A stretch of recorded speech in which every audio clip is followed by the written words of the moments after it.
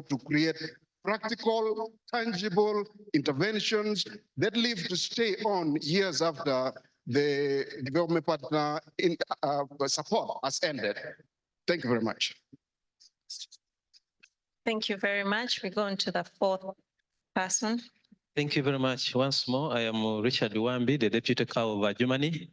I deliberately asked my planner to step in for me. Thank you very much, JB, for stepping in for me.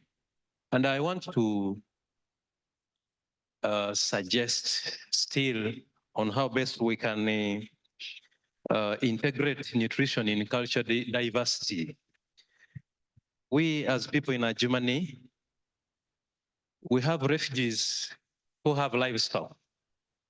They move with their big numbers of animals as a way of ensuring that in the settlements, the persons of concern are able to produce in their backyard gardens.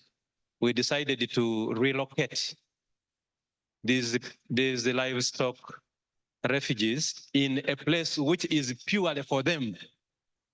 By so doing, we enable them to stay with their animals wherever they are staying in Chiforo, graze on a large scale, without interfering in the small household backyard production, which facilitates nutrition. But at the same time, those who are grazing are seeing how they can provide the milk in their respective settlements and other people who are staying that side. I think we need to promote this strategy such that the two can coexist. Number two, using U-Gift and Dr. Deep, we are promoting a micro-scale irrigation. I think this is very critical as a strategy that can ensure production, if possible, all through in both host and refugee settlements. If we can purpose to do this as main government and as partners, I think we will address issues of nutrition by ensuring that there is constant production, whether there is rain or there is no rain. Then number three, World Hunger has talked about the preservation. We are having very many actors in the room. Government is here, UN agencies are here, and other partners are here. Can we purpose to venture into preservation on a large scale? You will appreciate we are in a season of mangoes. You go to our areas, particularly West Nile. The mangoes are but too many, just rotting on the roads. Can we write proposals that can attract monies and we preserve on a large scale in seasons of plenty and we address nutrition? I thank you very much. Thank you very much. The last. Thank you. Thank you, Madam Moderator. My name is Dennis Busowoza. I'm the district planner, Chegegwa District Local Government. I have two issues or three. One is to Mr. Gonzaga to think through this. You have talked about performance assessment of local governments. My kind request would be, can we have indicators on nutrition? Nutrition assessment indicators integrated in the manual so that we are able to directly assess ourselves on how we are progressively moving towards these issues of nutrition as local governments. Then number two, is it possible to assess even ministries? We are seeing local governments are absorbing just 15% of the total budget or even less. And 85% of the total budget is going to ministries, departments and agencies, parliament and the judiciary. Why don't you also assess where the bigger proportion of the budget is going? And we have nutrition indicators clearly highlighted, and then we are able to see progress. Thank you. And then Dr. Kasozi, basically on the issue of refugees, my issue is on self-reliance. We are seeing these small gardens, but we know to add quality, you need quantity. And I'm really proposing that can we see, together with OPM, zoning the refugee settlements so that we can, first of all, produce in bulk. Can we have a zone for crop production, a zone for animal husbandry, a zone for settlement, a zone for skilling, and a zone for processing? The issue of drying, preservation and all that kind of stuff.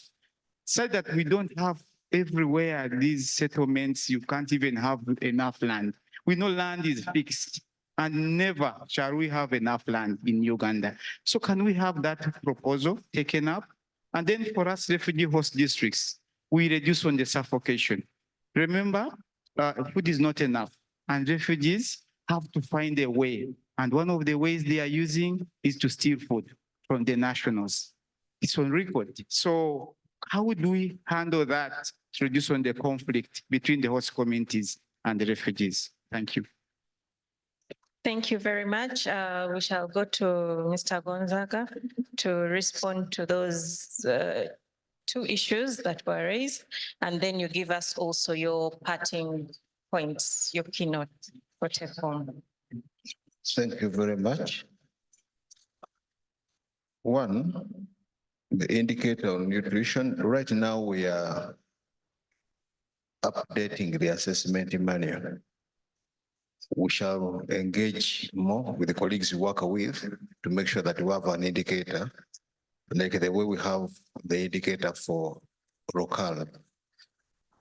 Now, in terms of assessing ministries, my senior colleague is also here, I think, Timothy, you throw some more light on that because it is under his docket. We do it, but we give you some more input on that. The last one, as moderator you have asked, I think we need to make use of our website. Let us put there the reports, let us put all the information that is pertinent. Say that whoever wants information can access the website, he picks the information and he uses it for the purpose that he intends to use it for. Because if you visit our website, I think there's information on what we do as OPM. But still again, the assessment that I talked about for the past 7 years, if you go to the website that I gave you, we get all the information concerning the performance of local governments, how they have performed. So the use of websites is very, very important, updated websites. Kindly do the needful so that people can pick information from there. That's what I have. But my senior colleague, I don't know whether he's going to respond now or later. He's later in the ministry's assessment. Thank you. Okay, thank you very much, Mr. Gonzaga. We shall go to Dr. Kasoze. You had. Yeah, thanks so much. I think there was one question on zoning refugee settlements as production centers. I know for those of you who have been around for a long time, there's been development of the refugee transformative agenda, which was part of the NDP2. And I know OPM has developed a follow-on refugee transformative agenda, which makes refugee settlement as production centers, but colleagues from OPM can elaborate on that. The idea is exactly what you're saying, to have production centers and then some areas of settlement and the rest of production centers. But again, the colleagues from OPM will elaborate. On my parting words, simply to thank the organizers for pulling this together. I think it's a good practice for us to sit and discuss about nutrition. And I pray and hope that whatever actions are taken here or recommendations are actioned upon, so the next time we come, we first check ourselves how we performed on some of the recommendations. Thanks so much. Thank you very much, Dr. Kasoze. We shall ask Mr. Zakaria to give your parting points. Thank you. Let me end by emphasizing 3 things for the people on the move. Let us all do our best to protect the diet and food of every refugee, their children, themselves, and relatives, and let us integrate them. So protecting the food is very important. Two, let us protect the services that we render to them. The issue of integration, the health system, let's see how we integrate that, the water and sanitation system, the protection system, etc. We owe it a duty as a country and as people and for the human face to ensure that we protect these services and every body, every vulnerable refugee or people on the move have the access to those services. The last aspect, which I think we need to do more as development partners, is how do we ensure that whatever services that are being rendered are being practiced by women and children. Most of the time, we neglect the component of whether whatever education, be it nutrition, health, water and sanitation education we provide them are actually being practiced at the household level. And I think let us engender ourselves towards ensuring that we have them practice those services that will improve the nutritional status of everyone, especially for children. Thank you very much, Mr. Zachary. I hope we've taken note. Grace, can you please give us your parting points? Thank you so much, Madam Moderator. I would like to implore the MDAs in the room and those that are not in the room to develop and adopt strategies that can strengthen linkages in nutrition across our MDAs. And also, I would like to extend appreciation to OPM for the multi-sectoral approach that they've taken in mainstreaming nutrition across MDAs. And I would request MDAs again and all partners that are members to make sure we participate and we implement whatever recommendations that come out from the multi-sectoral committees. Thank you so much. Thank you, Grace. We shall ask Mr. John Bosco to. Thank you, moderator, and the whole participant under your various capacity. I would like to appreciate the participants and those who have supplement on our questions here for the good of enhancing nutrition. I want to appreciate the plan of Chegegwa. The issue of zoning is possible, but my only take on that is there is a need to assess the need of the community. When we are coming to the aspect of zoning, what is exactly their need and a priority as far as the zoning is concerned? But that can only be done in the phase of development. But when we are still in emergency, it will put us another angle. We can't handle it. And I also want to thank my cow for supplementing. The aspect, of innovation in nutrition aspect is good, but we must look at the aspect of the mindset of our community for them to really adapt and consider the importance of innovation in mainstreaming nutrition concerns. But above all, in my conclusion is that this issue of integration, cultural diversity as far as nutrition is concerned is not a standalone. It needs the effort of everyone. So I appreciate that everyone should take this one seriously and we move forward collectively. Thank you so much. Thank you. We shall finally ask Mr. Wede to encourage us to eat rabbits. I want to believe that, you're already encouraged when it comes to eating rabbits. And part of, in our partnership with the World Food Program, we are on an agenda of building retail markets and the capacity of buyers so that they are able to understand the nutrition component of the food items they are buying. So I want to encourage all of you, as you're moving away from here, please take a step and sensitize people concerning the food groups, the different nutrients they can get from the different foods, and what consumption of this animal meat can be in terms of the benefits of whatever they can benefit. Otherwise, thank you very much. Back to you. Thank you very much, Mr. Were.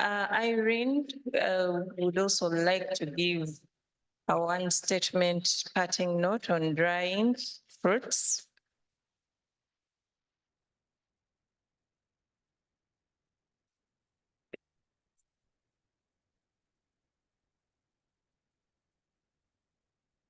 Okay, thank you so much. And this goes to the different implementing partners in the remote communities. While we procure assorted seeds and modified or improved seeds, let us also encourage the communities to consume the indigenous vegetables and the fruits. They are not less important than these improved seeds that we are procuring. Actually, they are actually very healthy and they are so nutrient rich. So I do acknowledge the person who said, how about the indigenous vegetables that grow in the wild? Yes, we do promote consumption. And then I would like if the ministry, for sure, especially the Ministry of Agriculture, could look into a lot of empowering like the communities to access storage facilities that are hermetic in nature, as well as making available the different simple, easy to use preservation techniques. Surely what we produce as a country would take us far and would be seeing a reduction in the prevalence of food insecurity in the communities. Thank you so much. Thank you very much. Members, once again, let us clap for our panel. It has been a wonderful panel. That is why our questions have been minimal. So I'll ask the panel to get back to their seats and take the photo of the panel, please.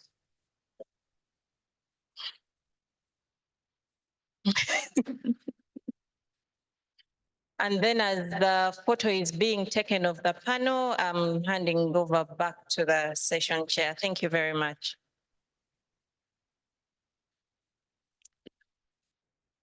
As we watch the photo, but they have to smile. Yes, and the moderator must be part of the photo. So I think this has been a very rich panel. You can see it was very participatory. Let's give them one last round of applause. And trust me, I'm not going to give another lecture. I just have one paragraph and a very short one that, in my view, in the last 4 hours, because this panel has taken 4 hours, this session has taken 4 hours, I think we have really explored, first of all, the context within which the refugees live, the challenges and difficulties there. But more importantly, a number of strategies, models, approaches, and mechanisms for increasing production, increasing support, increasing the provision of good nutrition to the refugees and the communities that support them or within which they live. I think the lessons for us is about how do we support these innovations? How can they be scaled up? How can we reduce those high levels of, for example, wasting through interventions that support improved nutrition? And the strategies have been discussed. We have made a lot of recommendations. I think it has been a rich session. And I think, as summarized by, I think, one of the doctors there, the next time we have this kind of discussion, we shall be assessing ourselves the extent to which we have implemented all these good recommendations. Thank you so much. It has been an honor and privilege to chair this, not just because of the minister, but because of each and every one of you. Thank you so much, and bon appetit.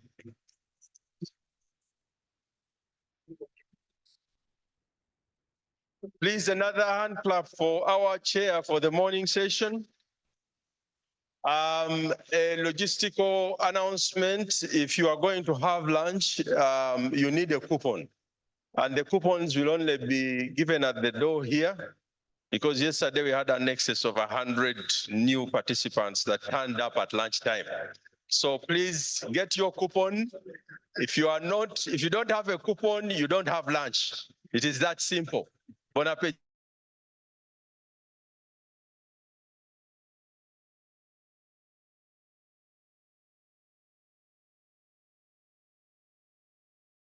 Without hurting the food, just stretch. And yes, you need to stretch up a bit. like 5 times. Wave to each other.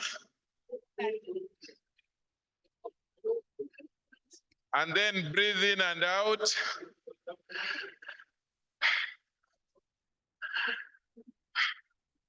Aha, and then you may be seated. Good afternoon, all of you, and welcome back from the morning session. And I want to thank my colleague Richard Sewa Chirianga for leading the morning session very well. And he has stepped out to another important meeting, and which is what had happened to me in the morning. So I had other meetings at office for which I was needed. But I'm back so to roll you through the afternoon session. The afternoon session is on governance and partnerships, and we have most of the presenters ready. The chair is ready. We are going to have, let me start by stating the theme for this afternoon session. It is accelerating multi-sectoral actions and strategic investments for enhanced nutrition security, a high-level statement on nutrition governance and partnerships. The objective is to explore the critical aspects of fostering robust nutritional governance through collaborative partnerships to address these challenges effectively. We are going to be looking at a number of areas. We will be looking at multi-sectoral coordination and partnership for nutrition at both local and national level, at national and local government levels. We will be looking at information and knowledge management for nutrition, a case of nutrition dashboard and repository. We will be also looking at experiences from the local governments in terms of translating UNAP 2. So we will be looking at the implementation progress on nutrition partnerships and governance in the local government. Our chair for this afternoon is Madame Nelly Birungi. Madame Nelly is a nutrition specialist with UNICEF. She's also the president of the Nutrition Society of Uganda. Nelly is a seasoned nutrition expert with 20 years experience. She's in the room already. Wherever you are, Nelly, wherever you're hiding, kindly stand up and walk to the podium here and to be ready to chair the next discussion. Nelly, as you come, kindly clap for her as she comes. Also importantly, what Nelly has not told us is she's one of the active brains behind getting us here, working very closely day and night, putting together all that has been going on with the team from the Office of the Prime Minister to ensure that this forum runs successfully as it is going so far. So Nelly, you're most welcome. You will start by inviting for us the Honorable Robert, who will give us the thematic statement. That will be your first assignment. So it's an honor for me to invite Nelly to come and chair this afternoon session. Thank you very much, and you're most welcome.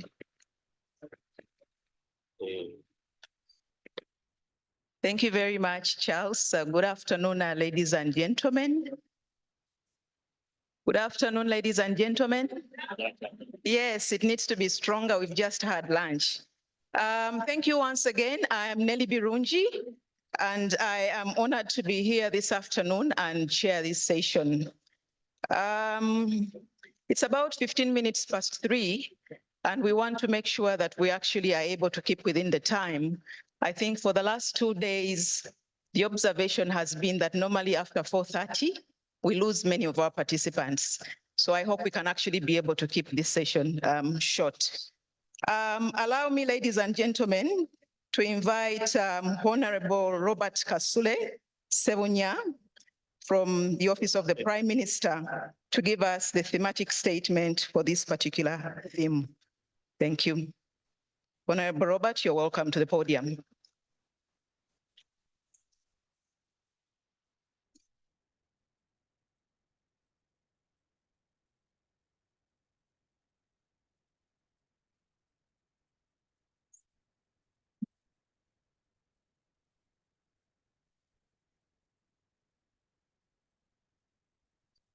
I am Kasule Robert 7 years you have heard. I head the Prime Minister's Delivery Unit in the Office of the Prime Minister. I'm going to stand on the protocol already observed and read the thematic statement. Today is the third day of this NNF, and we focus on the theme of nutrition governance and partnerships. This is an important part of the nutrition agenda, as many things succeed or fail with governance. Globally, studies show that countries with poor nutrition governance have weak or limited policies protecting maternal and child nutrition, and few accountability mechanisms. In these settings, the most vulnerable are often least able, claim their rights and participate in the food nutrition decisions that affect them. However, in contrast to countries with good nutrition governance, there are proper foundations in place, such as strong policies, strategies, and programs to support children's rights to nutritious diets and essential nutrition services. To be effective, therefore, nutrition governance must be grounded in evidence about what works. It requires governments and their partners to have the capacity to turn their commitments for nutrition into action. As we engage more on these critical aspects that promote nutrition governance, it is important to recognize the strategic alignment of partnerships with the Uganda National Nutrition Action Plan, UNEP, nutrition goals and frameworks. UNEP, therefore, with this vision of well-nourished, healthy, and productive population, sets forth a comprehensive roadmap for our journey towards nutritional excellence. It is through collaborative efforts that we can bring together our actions with these national goals, ensuring that every initiative and intervention is a stride towards the fulfillment of our shared aspirations. Innovative approaches should therefore guide nutrition governance. We must embrace models that leverage the strengths of diverse stakeholders. The synergy demonstrated over the last 2 days in this forum's various studies and presentations demonstrates the power of partnerships and togetherness. We have seen that nearly all programs, government entities, civil society, and private sector and international partners are working together to catalyze transformative change. By pooling our resources, knowledge, expertise, we can implement innovative models that address the challenges of malnutrition and food insecurity. These models are not just theoretical constructs, but practical solutions grounded in the realities of our communities. Policy influence is crucial for the success of nutrition interventions. To create an environment that supports these interventions, it is essential to have a well thought out policies and effective implementation. Policies to establish best practices, allocate resources, and promote an environment where nutrition intervention can succeed. It is within this context that the second Uganda National Action Plan, UNAP2, plays a key role as a policy in guiding us towards achieving Sustainable Development Goals 2 targets, which include ending hunger, achieving food security, improving nutrition. Therefore, under the framework of UNEP 2, government and partnership mechanisms are established to facilitate the scaling up of multi-sectoral nutrition interventions involving both state and non-state actors. The national level, the coordination framework comprises 9 tiers, beginning with the National Nutrition Forum, NNF, and cascading down to the parish and ward nutrition coordination committees. This hierarchical structure ensures coordinated action and collaboration across various levels of government. Additionally, at the country level, under the scaling up nutrition SAN arrangements, networks such as SAN Development Partner Group Network, SAN Civil Society Organization Network, SAN Business Network, and SAN Academia and Research Institutions Network play pivotal roles in fostering partnerships and driving collective actions towards achieving nutrition goals.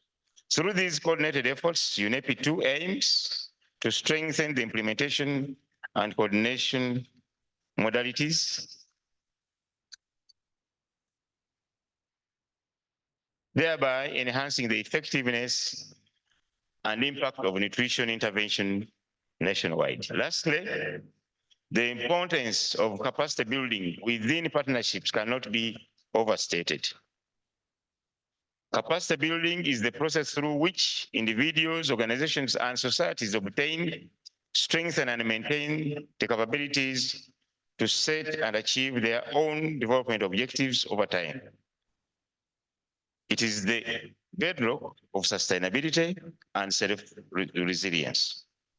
By investing in capacity of our nutrition stakeholders, we are not only enhancing their ability to deliver nutrition services, but also ensuring that the impact of interventions endures beyond the life cycle of any single project. In conclusion, therefore, the critical role of partnerships in shaping nutrition governance in Uganda cannot be overstated. As we strive to address the challenges of malnutrition and food insecurity, it is evident that collaborative efforts and innovative approaches are essential for providing transformative change. By aligning UNEP nutrition goals, fostering strong policy influence, and building our nutrition stakeholder capacity, we can achieve sustainable development and ensure our population's well-being. The success of nutrition interventions hinges on effective governance, evidence-based practices, and the collective action of diverse stakeholders, all of which are essential for realizing our shared aspirations for nutritional excellence in Uganda. I beg to move.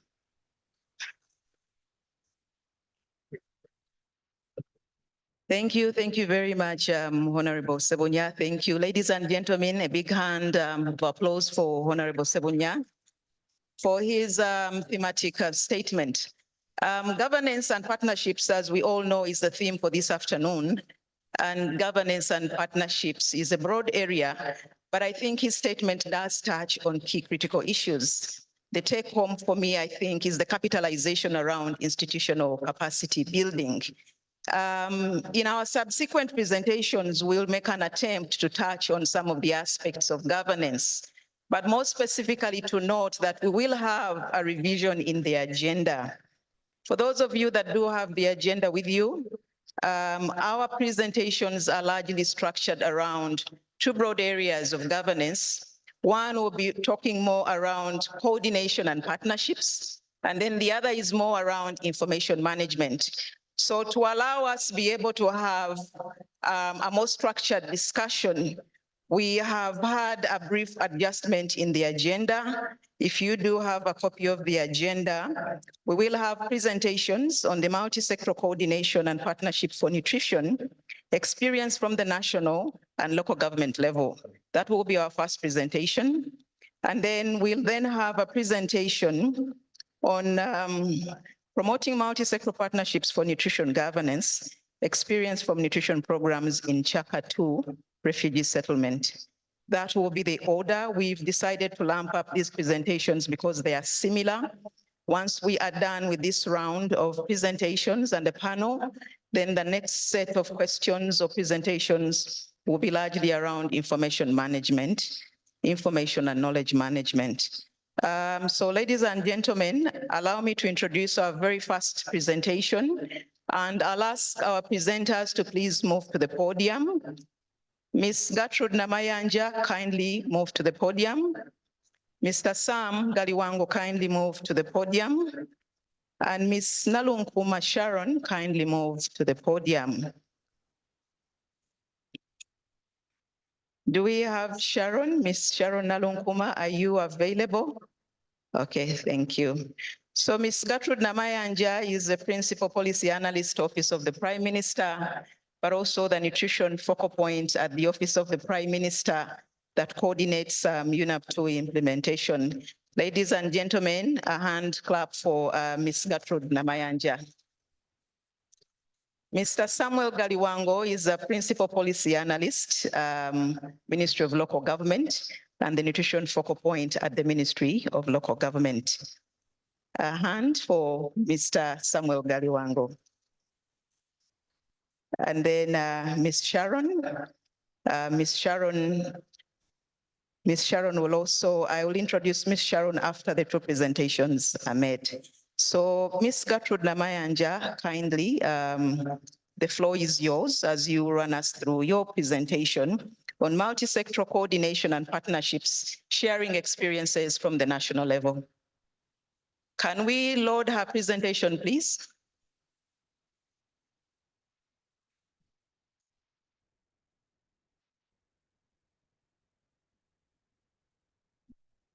Okay, so Ms. Namayanja, the floor and the mic is yours. Over to you. Thank you.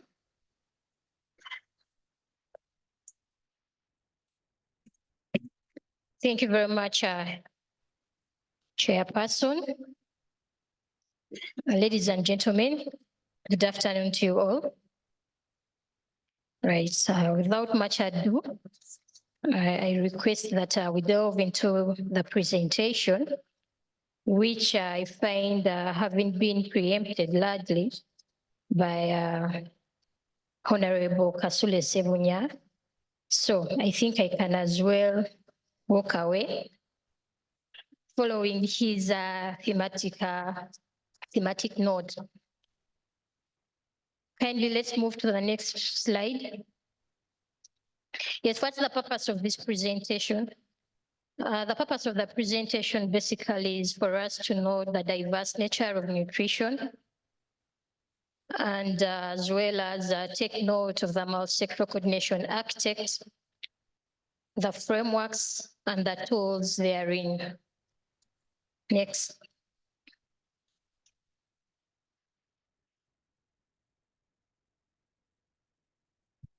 By way of background, you will all agree that nutrition is diverse.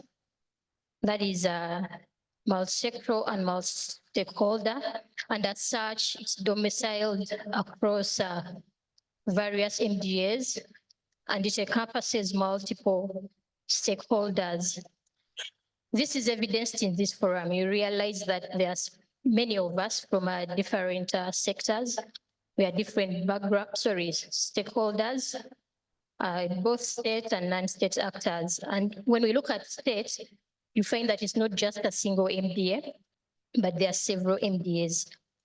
So that's the nature of nutrition. It's diverse because of its drivers being diverse as well. So as such, you find that there is no single ministry in charge of nutrition. It's a collective action. Therefore, implementation coordination of the diverse actors becomes very critical for enhancing positive nutrition development outcomes.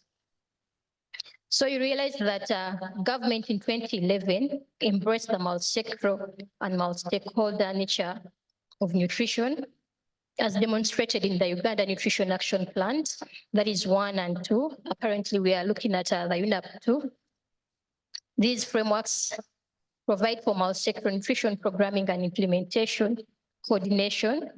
And as such, we are basically looking at the connectedness, consistency, and communication as we advance the nutrition development agenda.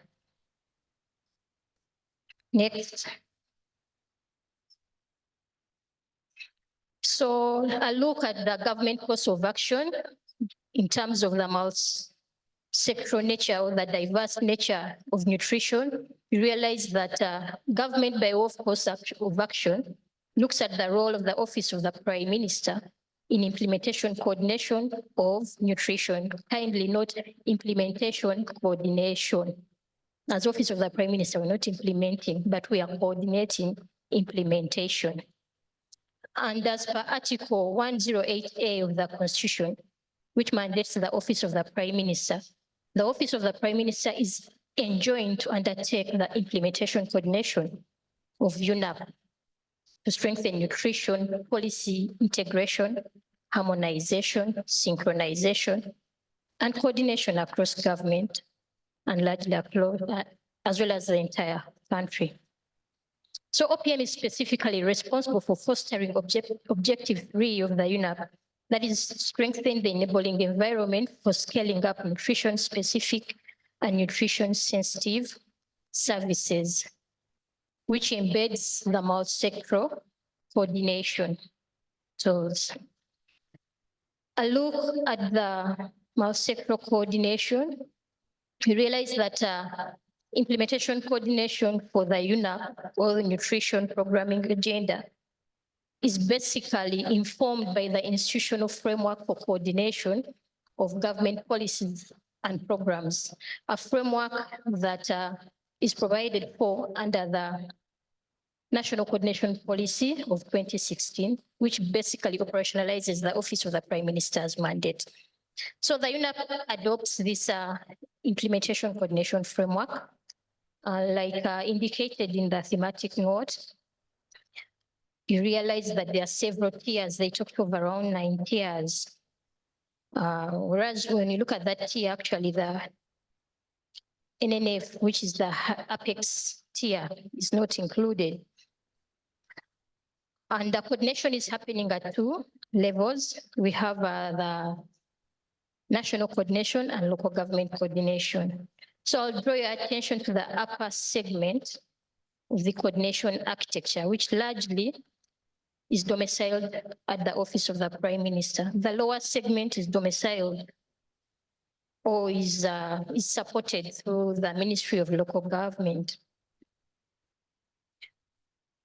So by way of the implementation coordination architects, we realize that we have UNAP implementing MDAs, several of them, 10 of them. And these MDAs, by way of coordination, are supposed to operationalize UNAP implementation coordination through the nutrition coordination committees. As Office of the Prime Minister, we call on all MDAs to have these constituted. And these are platforms for coordinating the different interventions domiciled under them. And these platforms are multi-sectoral by way of participation, whereby we see participation happening at MDA level across the entire spectrum in terms of players and partners. We have government, the civil society, the development partners, the private sector, the academia and research that pertain to a particular intervention, UNAP intervention that is being advanced by that particular MDA. So that is on the part of government.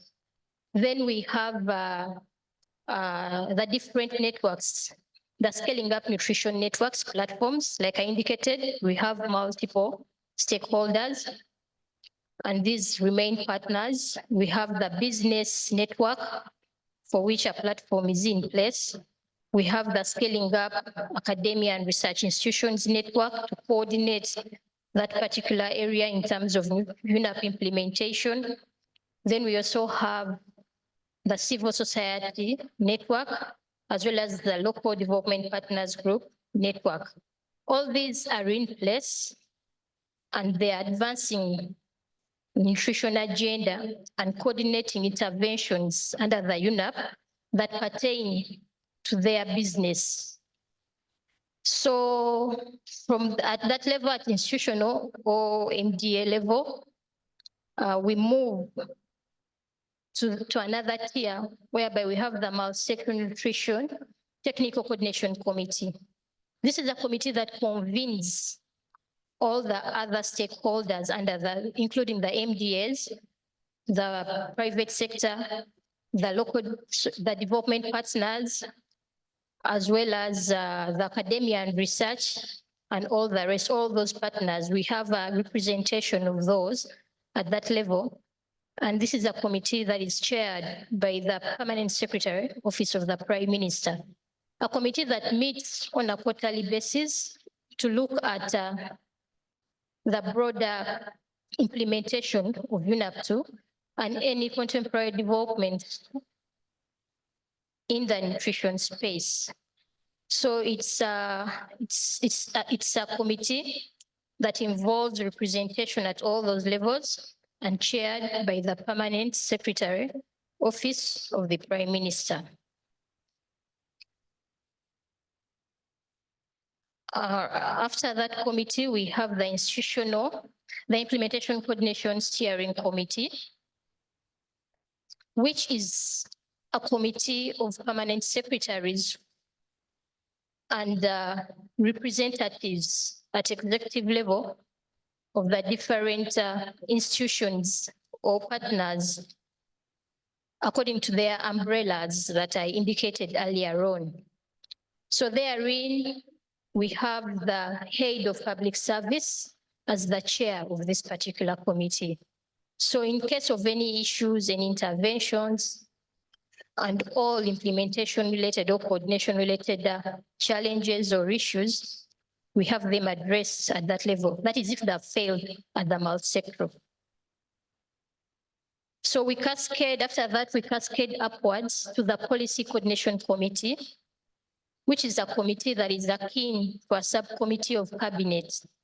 And this committee is chaired by the Right Honorable Prime Minister.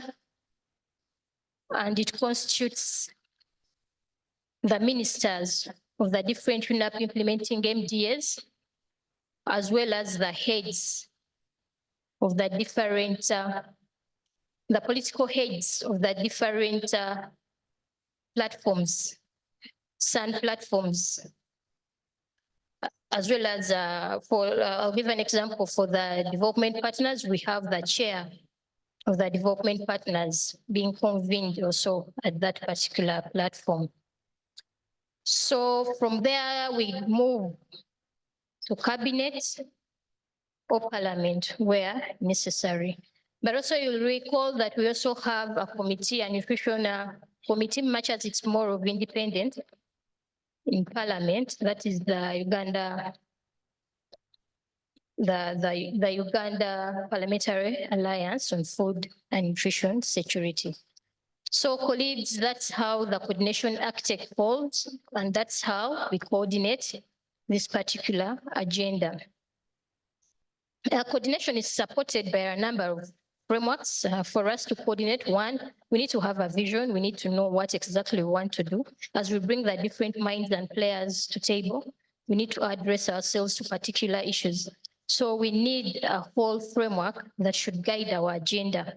And specifically in terms of nutrition, we have the Uganda Nutrition Action Plan 2, which provides the overarching framework. So when we are coordinating, we are basically not coordinating anything else, but we are coordinating the plan. It provides the strategic direction in terms of our programming for nutrition.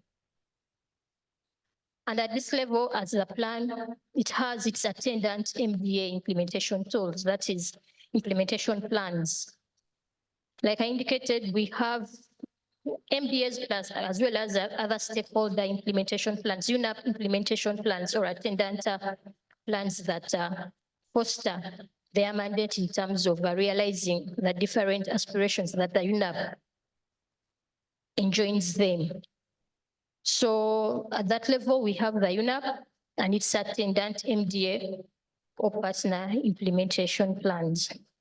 The UNAP, like indicated earlier on in the thematic statement, there is need for accountability in terms of how we are driving our agenda, knowing where we are moving, where we are at, as we address whatever nutrition issues that are at table. So the UNAP has an attendant UNAP meal. And as such, as you come up as MDAs and as partners, academia with your strategies, the business network with your strategies, that means you also you're expected to have attendant implementation plans or tools, M&E tools to be in position of making that required accountability in terms of what is enjoined to you by the UNAP. Then we have the MDA Nutrition Coordination Committees. These are also indicated in the institutional framework, as well as the SUN platforms, stroke networks, and also talks about the quarterly reviews. All these, whereas those are frameworks, you realize that all these are also guided in terms of how they deliver on their mandate by a set of standard operating procedures that remain also provided for by the UNAP as attendant documents. And among them are those. Ladies and gentlemen, in a nutshell, that's the UNAP coordination architecture. That's how we do it at the Office of the Prime Minister, as indicated in the institutional framework for coordination of government policies and programs. I beg to submit. Thank you. Thank you very much, Gertrude. Ladies and gentlemen, a big round of applause for Gertrude Namayanja for her presentation. The next presentation is a rejoinder presentation by Mr. Sam Galiwango that's largely focusing at the district local government level. Just to note that we will have these three presentations first. We'll have a panel and then later have a plenary in the interest of time. So allow me to introduce or welcome Mr. Sam Galiwango to the podium. Please, I'm going to be very strict with time. I will only give you 7 minutes for your presentation or less. 7 minutes. Thank you, Madam Chairperson. I'll definitely do this in within 7 minutes. So we at the Ministry of Local Government, we are here to share our experience, the lessons that we've learned as we coordinate nutrition programming at the local government level. Let's move, whoever is. Just before you, definitely as per our mandate, we support our local governments through providing them with guidance, mentoring them, advocating our local governments, and mentoring some of the committees that we put in place so that we can also contribute to socioeconomic transformation. And we, as also Ministry of Local Government, we work under the Uganda Nutrition Action Plan as the guiding framework for implementing nutrition interventions, and specifically, we support OPM in achieving Objective 3, which focuses on strengthening the enabling environment, but specifically our 176 local governments. And we do this as per the coordination arrangements that Madam Gertrude has just shared with us. Next. Before you is our coordination architecture. We have, as per the terms of reference, we are supposed to have these structures up to the last level of administrative unit. And for the case of our districts, our last level of administration is the parish. We are implementing the PDM, and for the urban setting, that is the cities, the municipalities, our last level of coordination is the ward. So we are trying to put in place coordination structures at each of these levels of administration in each of the 176 local governments. Next. Before you is some of the work that we have been doing. We have tried to strengthen our coordination, starting with our coordination committees, and we ensure that we sit. That is the committee at the Ministry of Local Government. But similarly, we are also working with a number of local governments to ensure that where we do not have these structures in place, we put them in place. And so far, we have worked with 70 local governments. So we have a long way to go. We are almost halfway. Majority of our local governments do not have these structures in place. So with the support of a number of IPs, we have so far established 70 coordination committees of local governments and ensuring that we have these up to the last level of administration. And to support these local governments, the Ministry of Local Governments under the DEG grant, we have a grant that we send to all local governments across the country. We have specifically assigned a percentage of this money to support the functionality of these committees. And this money is being allocated to each and every administrative unit, as has been highlighted in the coordination framework for nutrition. We are also doing a lot of work in terms of functionality assessment because it goes beyond just establishing the committees. We have digitalized our functionality tools with support from UNICEF so that wherever we have been and trained our coordination structures, they're able to do this assessment on a quarterly basis and submit reports to the ministry. Part of the work that we have also done for the past 1 year, we are doing stakeholder mapping, and I'll be talking about this in one of my next slides. We are trying to map our IPs and what you are doing or how you are supporting government in the different local governments where you are operating. And so far, we have done it in 15 local governments supported by UNICEF. But definitely we are still having challenges with our IPs. We are able to map what government is doing because it is in our policy statements. However, we are finding it very difficult for our IPs to tell us what you're doing so that we can redistribute ourselves in terms of the work we do and the coverage that we are serving. Next.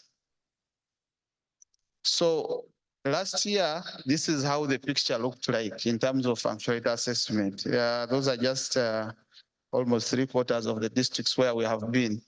But as you can see, the number of reds, and we all know what red means. So that is the situation that we found. But a number of these boxes are turning to either yellow or green because we have done the functionality assessments, we have identified where the gaps are, and now we are working with our local governments to ensure that we turn the reds into greens. That's how we shall measure functionality of the nutrition coordination structures and nutrition governance in our 176 local governments. Next. This also relates to supporting local governments to develop work plans. Part of the gaps that we have identified, we need to track where we are and where we need to go in terms of the targets set by the Uganda Nutrition Action Plan. So we are supporting a number of local governments to develop nutrition action plans for their local governments, as well as the annualized work plans, so that we are able to track our results and investments in these local governments. Next. Part of what the Honorable talked about was the capacity, and it's one of the takeaways from this from this thematic area. A number of our local governments definitely lack capacity to implement a number of these interventions. And with the support of UNICEF, we are trying to do a pilot in 15 local governments. We are doing a nutrition capacity assessment.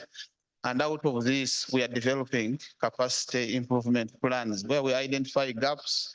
We are trying to develop frameworks, and where possible, our IPs, when we call upon you to come and support some of these areas, we kindly request that you prioritize resources and manpower to a number of these identified gaps.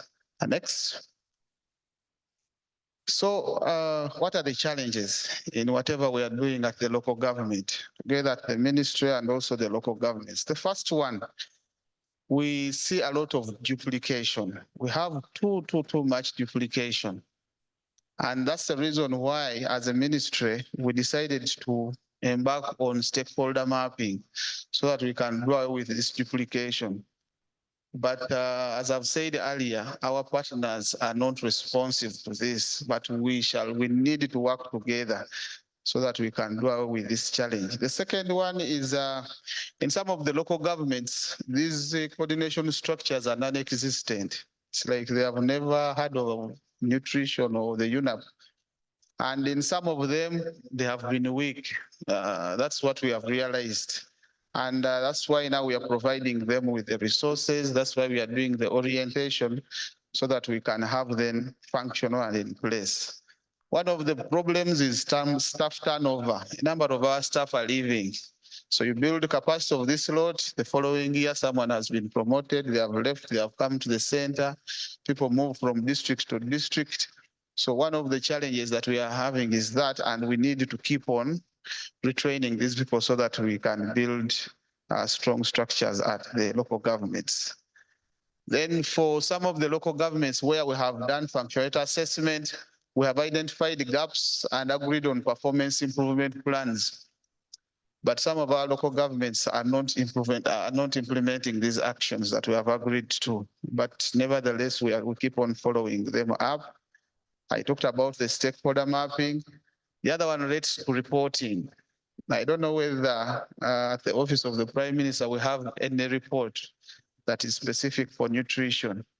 And in my next slide, I will be proposing something that we need to do because we need to have results. We need to track our results on an annual basis, and this comes out of the reports that we get from the local governments.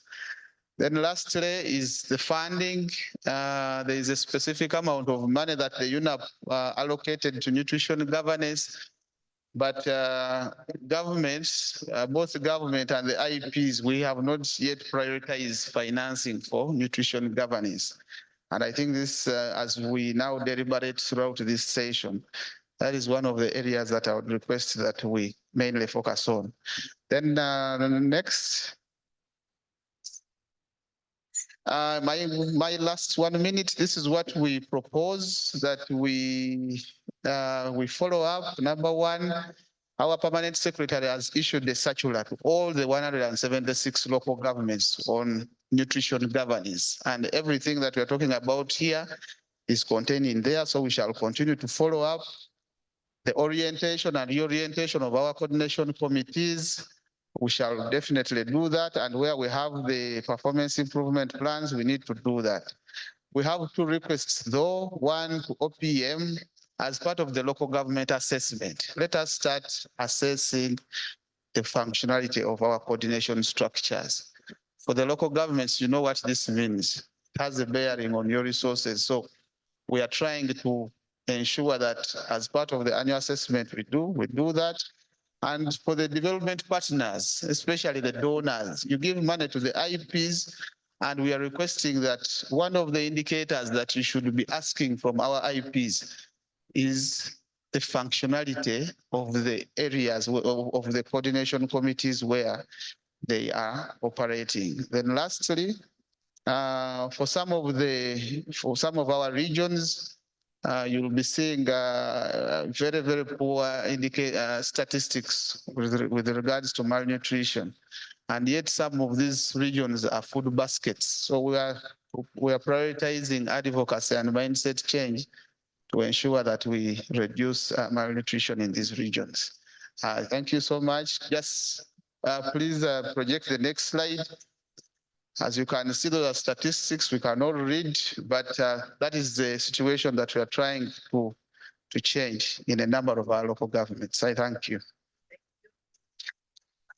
Thank you very much, Sam. Thank you. You do touch on a number of issues. And I'm hoping, ladies and gentlemen, that we have noted our questions when we come to plenary for some of the fundamental issues that he raises in his presentation. In the interest of time, allow me to invite Ms. Sharon Nalunkuma Ms. Sharon Nalonkuma is a program manager and team lead, Chaka Refugee Settlement, and works with KRC Uganda, a national organization that is based in Port Portal City. Sharon, you're welcome. I will give you 7 minutes for your presentation. Thank you.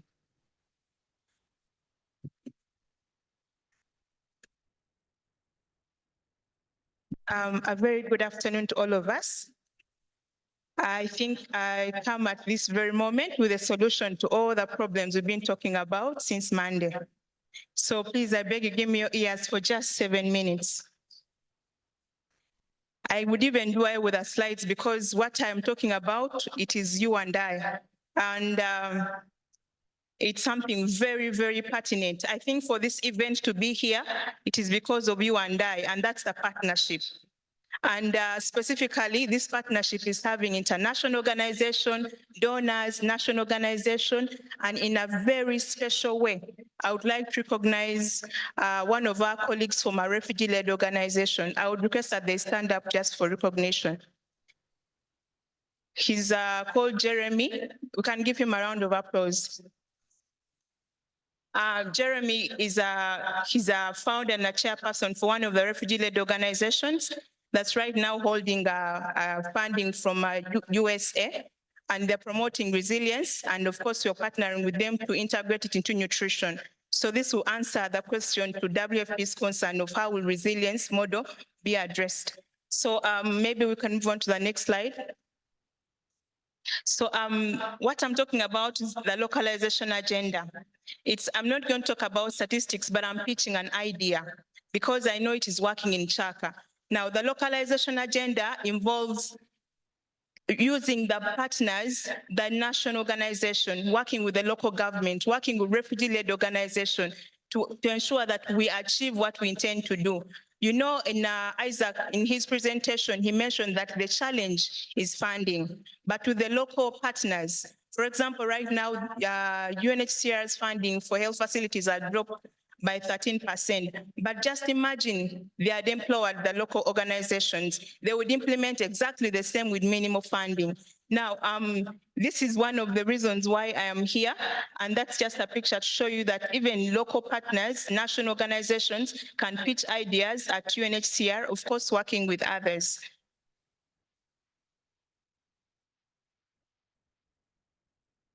Okay, so the objectives are quite clear. Just building on some evidence, and the evidence I'll speak about will be for just a few, but I know so much is happening out there, and I'll also be able to just continue pitching the idea. My purpose here is just advocacy for the localization agenda, and I recognize all local and national organizations in this presence here. Next. So we just did quite a few snapshots from this, just to produce here evidence-based. So we did some dialogues in the community, we did focus group discussions, and also reviewed existing literature on the localization agenda. Next. So this is quite a few findings that I'll be able to share here. And the first one, I am a product of the localization agenda. I'm standing here in the capacity of KRC. Now, just give me your ears. KRC is a national organization.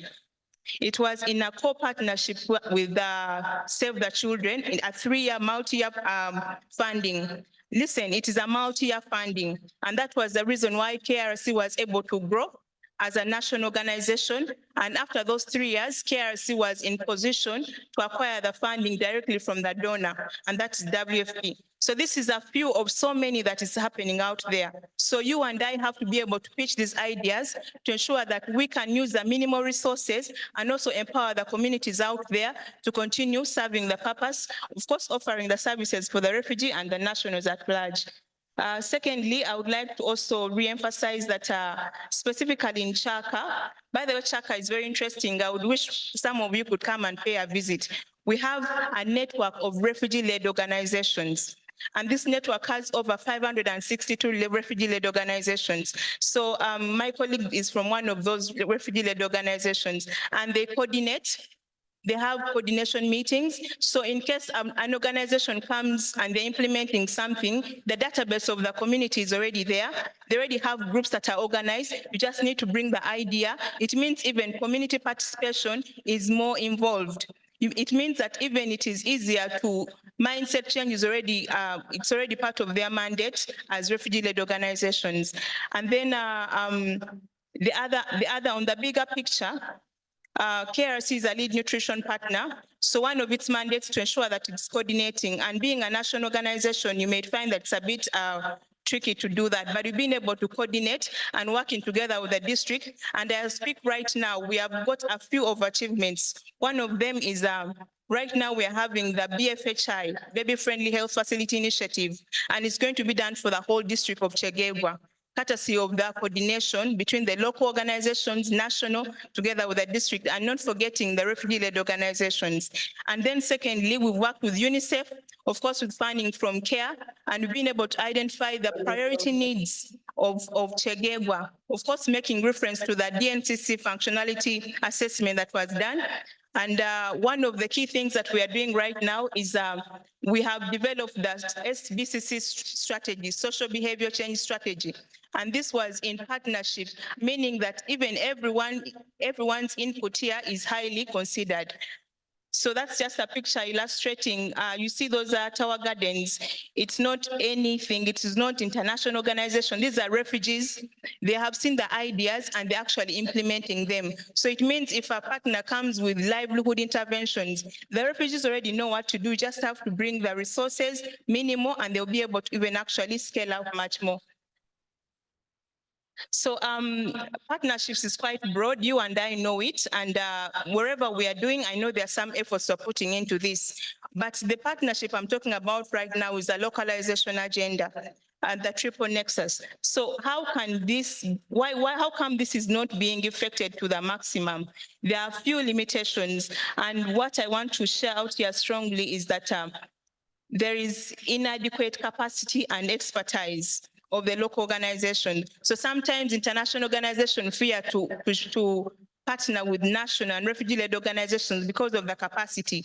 And you and I are here to build that capacity. Bringing refugee-led organizations to such platforms is one way of building their capacity. Having national organizations join here in such events is building their capacity to also scale up and advocate for nutrition. There are also so many bureaucratic practices and policies in the international organizations. For example, just a case in point, procurements. You find that you would like to partner with a national organization, but because the procurement process, they are not pre-qualified, they cannot purchase this and that. Instead of building their capacity, you exclude them from that partnerships. And we also have the funding limitations. Most times the funding are 1 year, and 1 year cannot promote working with other partners. And also this funding, sometimes they are constrained. As we do the work plans to acquire the funding, we are not open. We don't leaving it open to engage other partners and organizations. And lastly, I think as so many international organizations fear to engage with the national because they think the national organizations don't understand the donor stringent regulations, obligations. So they fear the risk of losing a grant. So they rather do away with the national organization and they concentrate on managing the grant. But remember, you will need the community participation. You will need the structures in the community. And we are the people here to ensure that is very effective. So the opportunities are quite diverse. I've shared the Tower Gardens there, and that is an evidence that mindset change can actually be addressed when you partner and you embrace the localization agenda. Then we have nutrition advocacy. I am here for nutrition advocacy. So that means that if there is anyone who is doing this and it is working, you need to advocate for it. I can share with you here that WFP published this story of KRC and Save the Children partnership because it worked. So that is one way of actually scaling it up. If you can advocate for such, I think it can actually be a time bomb for addressing funding issues. And we also have contextualizing of the localization process through a two-way capacity building agenda. It doesn't mean that we only have to learn from international organizations. Even national organizations can empower the international organization, especially in community mobilization and participation. So as on my conclusion note, next please. In conclusion, I would wish that everyone takes a look and reads that very internally. embrace the message in there. It's talking about how we can mitigate the funding. It's saying, in the light of decreasing donor funding and the persistent food and nutrition insecurity among humanitarian groups, the primary focus must shift towards fostering partnerships at all levels. This includes targeted capacity building for government and local actors, reforming funding mechanism to be more inclusive, advocating for nutrition through partnerships to influence perception, implementation, and also risk management strategies. Thank you very much. Thank you. Thank you very much, Sharon. Very passionate presentation there. And I think the key take-home message is affirmative action for localization, for the localization agenda. So I hope we have noted our questions for her when we do come to plenary. Ladies and gentlemen, we will then now move to a panel. We will have a panel discussion next. And after the panel, we'll have a plenary that will actually be moderated by Mr. Babu. Allow me, for now, I'll ask our presenters to please take seats over there. Allow me to invite the next panelists, but please sit nearby in case we have questions that may arise related to your presentations. So our panelists for this afternoon are the following. Allow me to invite the LC5 Noya District Local Government, Honorable Orach Emmanuel. Allow me to invite LC5 Kotido District Local Government, Honorable Lotte Paul Komol. Forgive me if I've mispronounced your name.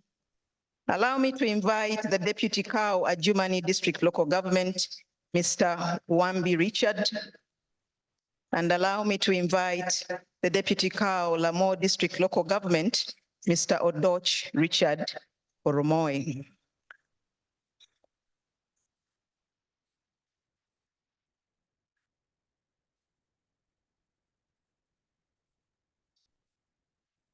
Allow me also to invite two representatives from the MDAs at the national level. I will invite Ms. Julia Kamara from Ministry of Water and Environment. Ms. Julia, can you join us at the podium?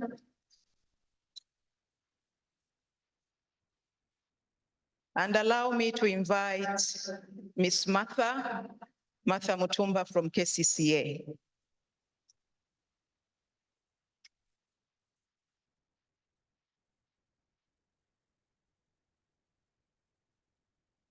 So we've had three presentations, and our presentations have largely been pitched around issues relating to coordination and partnerships. And we do hope that from our panelists this afternoon, we should be able to share some experiences regarding some of the issues that have actually been raised across the three presentations. I do not see the Deputy Cows. Are you around, or have they stepped out of the room? Okay. LC5 Kotido.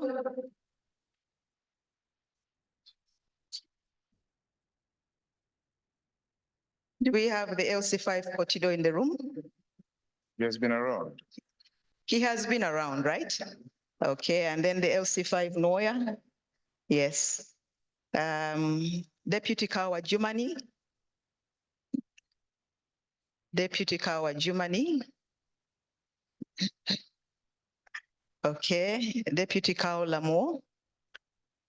Okay, so the LC5 Kotido will join us once he comes in. Once again, our panelists, you're very welcome to our afternoon session. And I hope we can have a vibrant panel discussion that touches on a number of issues that have emerged from the three presentations that we've heard. I will start with the LC5. The first question goes to the LC5.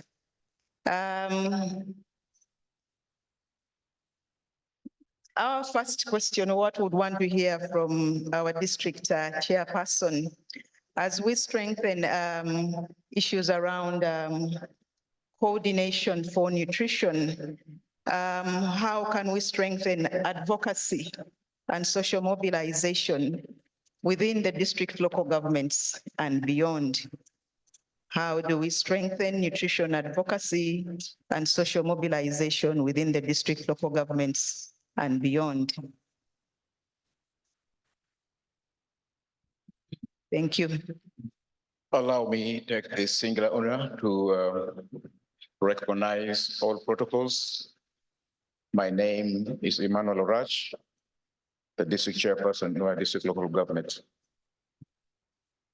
Ladies and gentlemen, as we discuss and find ways to address challenges related to nutrition, the country, I would like to thank the Office of the Prime Minister for coming up with a third nutrition forum. The wider question that I would like to ask as we go into concluding this forum in the next day is, what has actually gone wrong that we, as a country, are losing people as young as 2 years, 10 to 17, to cancer? The other question is, what is it that has happened that is causing a chicken to grow for just within 7 weeks and we're able to eat? We should also ask a question, why a mango grows just under 1 foot and it bears a fruit ready to be eaten?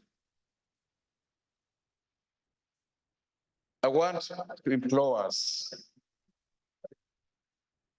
to work even harder to realize that, you see, when an elephant begins to run from some danger, the squirrels will not ask any question. They will have to follow. I'm saying this because my heart is laden with a pain that we are losing so many of our generations, young as they are, to cancer, something we have never had before because of poor nutrition. In the past, I think the D we used to enjoy was never grounded using machines whose blades get finished over time and a replacement has to be done. Today is the complete opposite. These blades are getting finished. We replace them. Where did the metal go? They're here in our bodies. So, dear ladies and gentlemen, healthy eating isn't just about counting fat grams, cleansers, antioxidants. Rather, it's about eating food untouched from the way we find it in nature, in a more balanced way, organically produced and safely processed to reduce on the burden of the growing population and healthy nature that we have. As a local government, I think I would address you to the following. And I will bring a case study to Nuer District Local Government. We saw it very pertinent that a district nutrition action plan was approved. And this was done as early as 2022 in December, where we deliberately allocated 1% to cater for nutritional governance activities. And as we talk now, part of that 1% has been used to cater for capacity building of the nutrition committees at sub-county level. And I think most local governments have to move into that similar direction.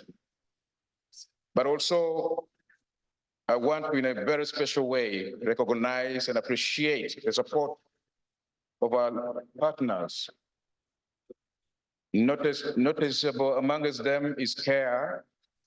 CARE, if you're here, you deserve a rousing applause for the huge support you're giving to Noya as a district. I'm giving a case study on this. But I also want to thank Love One International, the Hunger Project, who have done us great in supporting similar move. We also thank the Ministry of Local Government for the 2% DDEG allocation to local governments. We thank you. It is good to thank someone while they are still alive.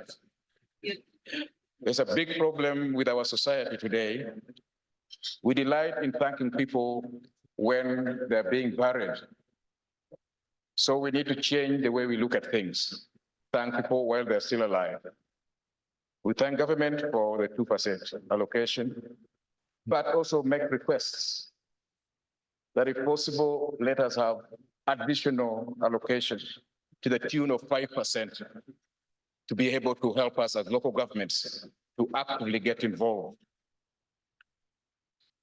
The other support that we have gained was from commercial firms. Noya, in one way, is the food basket of the country, and most commercial farmers come from there. And we have coordinated so well with them. They have supported us, plus companies, in form of corporate social investments to aid nutrition activities. Bokona Industries and Amathion, some of those that have really helped. So, ladies and gentlemen, coordination and multi-sectoral mechanism for addressing nutrition issues within the local government is very, very important. We have also created what we call a nutrition platform for development partners to coordinate nutrition activities within the district. On a sad note, I want to tell you that the health of our population is not good, as I said before.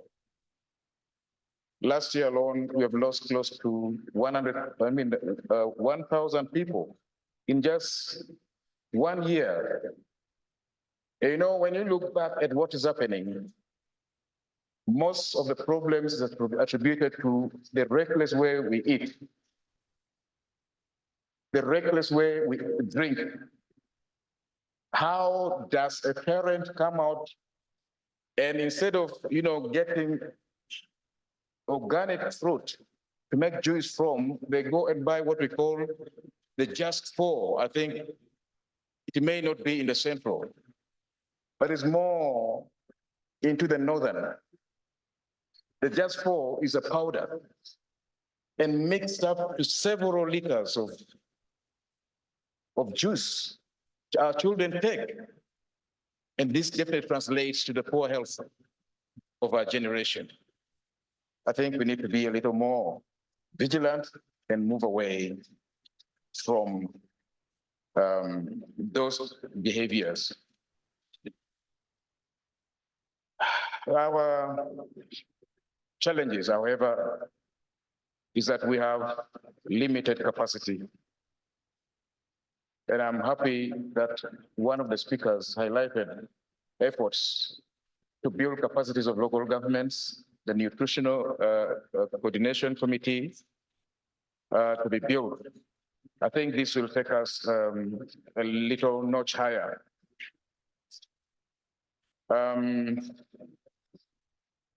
I think mainly those are my submissions, but as I conclude, I think when a diet is wrong, ladies and gentlemen, medicine is of no use at all. Right. And when diet is correct, medicine is of no need. Exercise is the king. Nutrition is the queen. Put this together, you will have a kingdom. Okay. Thank you. Thank you, thank you. Thank you very much. Thank you. The illustrations are fantastic. Thank you very much. Quite interesting. Thank you. Thank you, LC5 Noya, for sharing your experiences. Thank you very much. Allow me to then move to our next panelist, Deputy Kawa Jumani. One of the issues that has been raised across the presentations is the issue of Lamore. Okay, my apologies, Lamore. One of the issues that has come across the presentations is the issue of functionality of the coordination structures, the district nutrition coordination structures, and more relatedly, their sustainability, especially beyond partner funding. What are your experiences in terms of how do we ensure and see that we keep the structures vibrant over and beyond partner funding? Yeah, thank you very much. I observe all the protocols. Team, the chairman of NOYA has almost said everything. Right. But I want to say that the functionality of the District Nutrition Coordination Committee is across all the districts. There is nothing new, nothing different. So I will put a case of Lamont District Local Government that we have a functional district nutrition coordination committee composed of all the heads of departments and partners that are within Lamont District Local Government. You are well aware that Lamont is one of the refugee hosting districts, and we have a number of partners that worked in line with nutrition issues. And I want to tell this meeting that we always have our quarterly nutrition coordination committee meeting, and we involve all the partners that are in the district. I also want to tell this committee, this meeting, that we also have the district nutrition action plan, which has been approved by the district council. And this plan was moderated by the Office of the Prime Minister and Minister of Local Government. So we have it in place, and all the functions that stem from the district up to the sub-counties are well stipulated in that plan. The biggest problem is what you have said, the issue of funding. And I think the districts that are here will bear me witness. What makes some of these committees not very functional is the issue of funding. Because if you rely only, like the chairman Noya said, on DDG 2%, it's not enough. Because the issues of nutrition does not stop at the district level, does not stop at the sub-county or the parish level. The biggest problem lies with the community. We need to change the mindset of our community, and the committee need to move down on the ground. Talk to the community. I like the presentation of, I think, Ginger Regional Referral Hospital yesterday. They made presentation here, and the person who presented was saying they got a child who was malnourished. But later on, when they went and interacted with the parents of that child, the mother ended up bringing what? An avocado to him instead. They did not know that avocado is very nutritious for children. So the biggest issue should be on the mindset of our community. We need to move down. The issue of workshops, seminars in hotels should now be scaled down a bit. The workshop should be with the community now. if we want to fight nutrition, if we don't deal with the community directly, then these workshops and the seminars that we have here will not translate into anything. So I think what you have said, the committee is functional.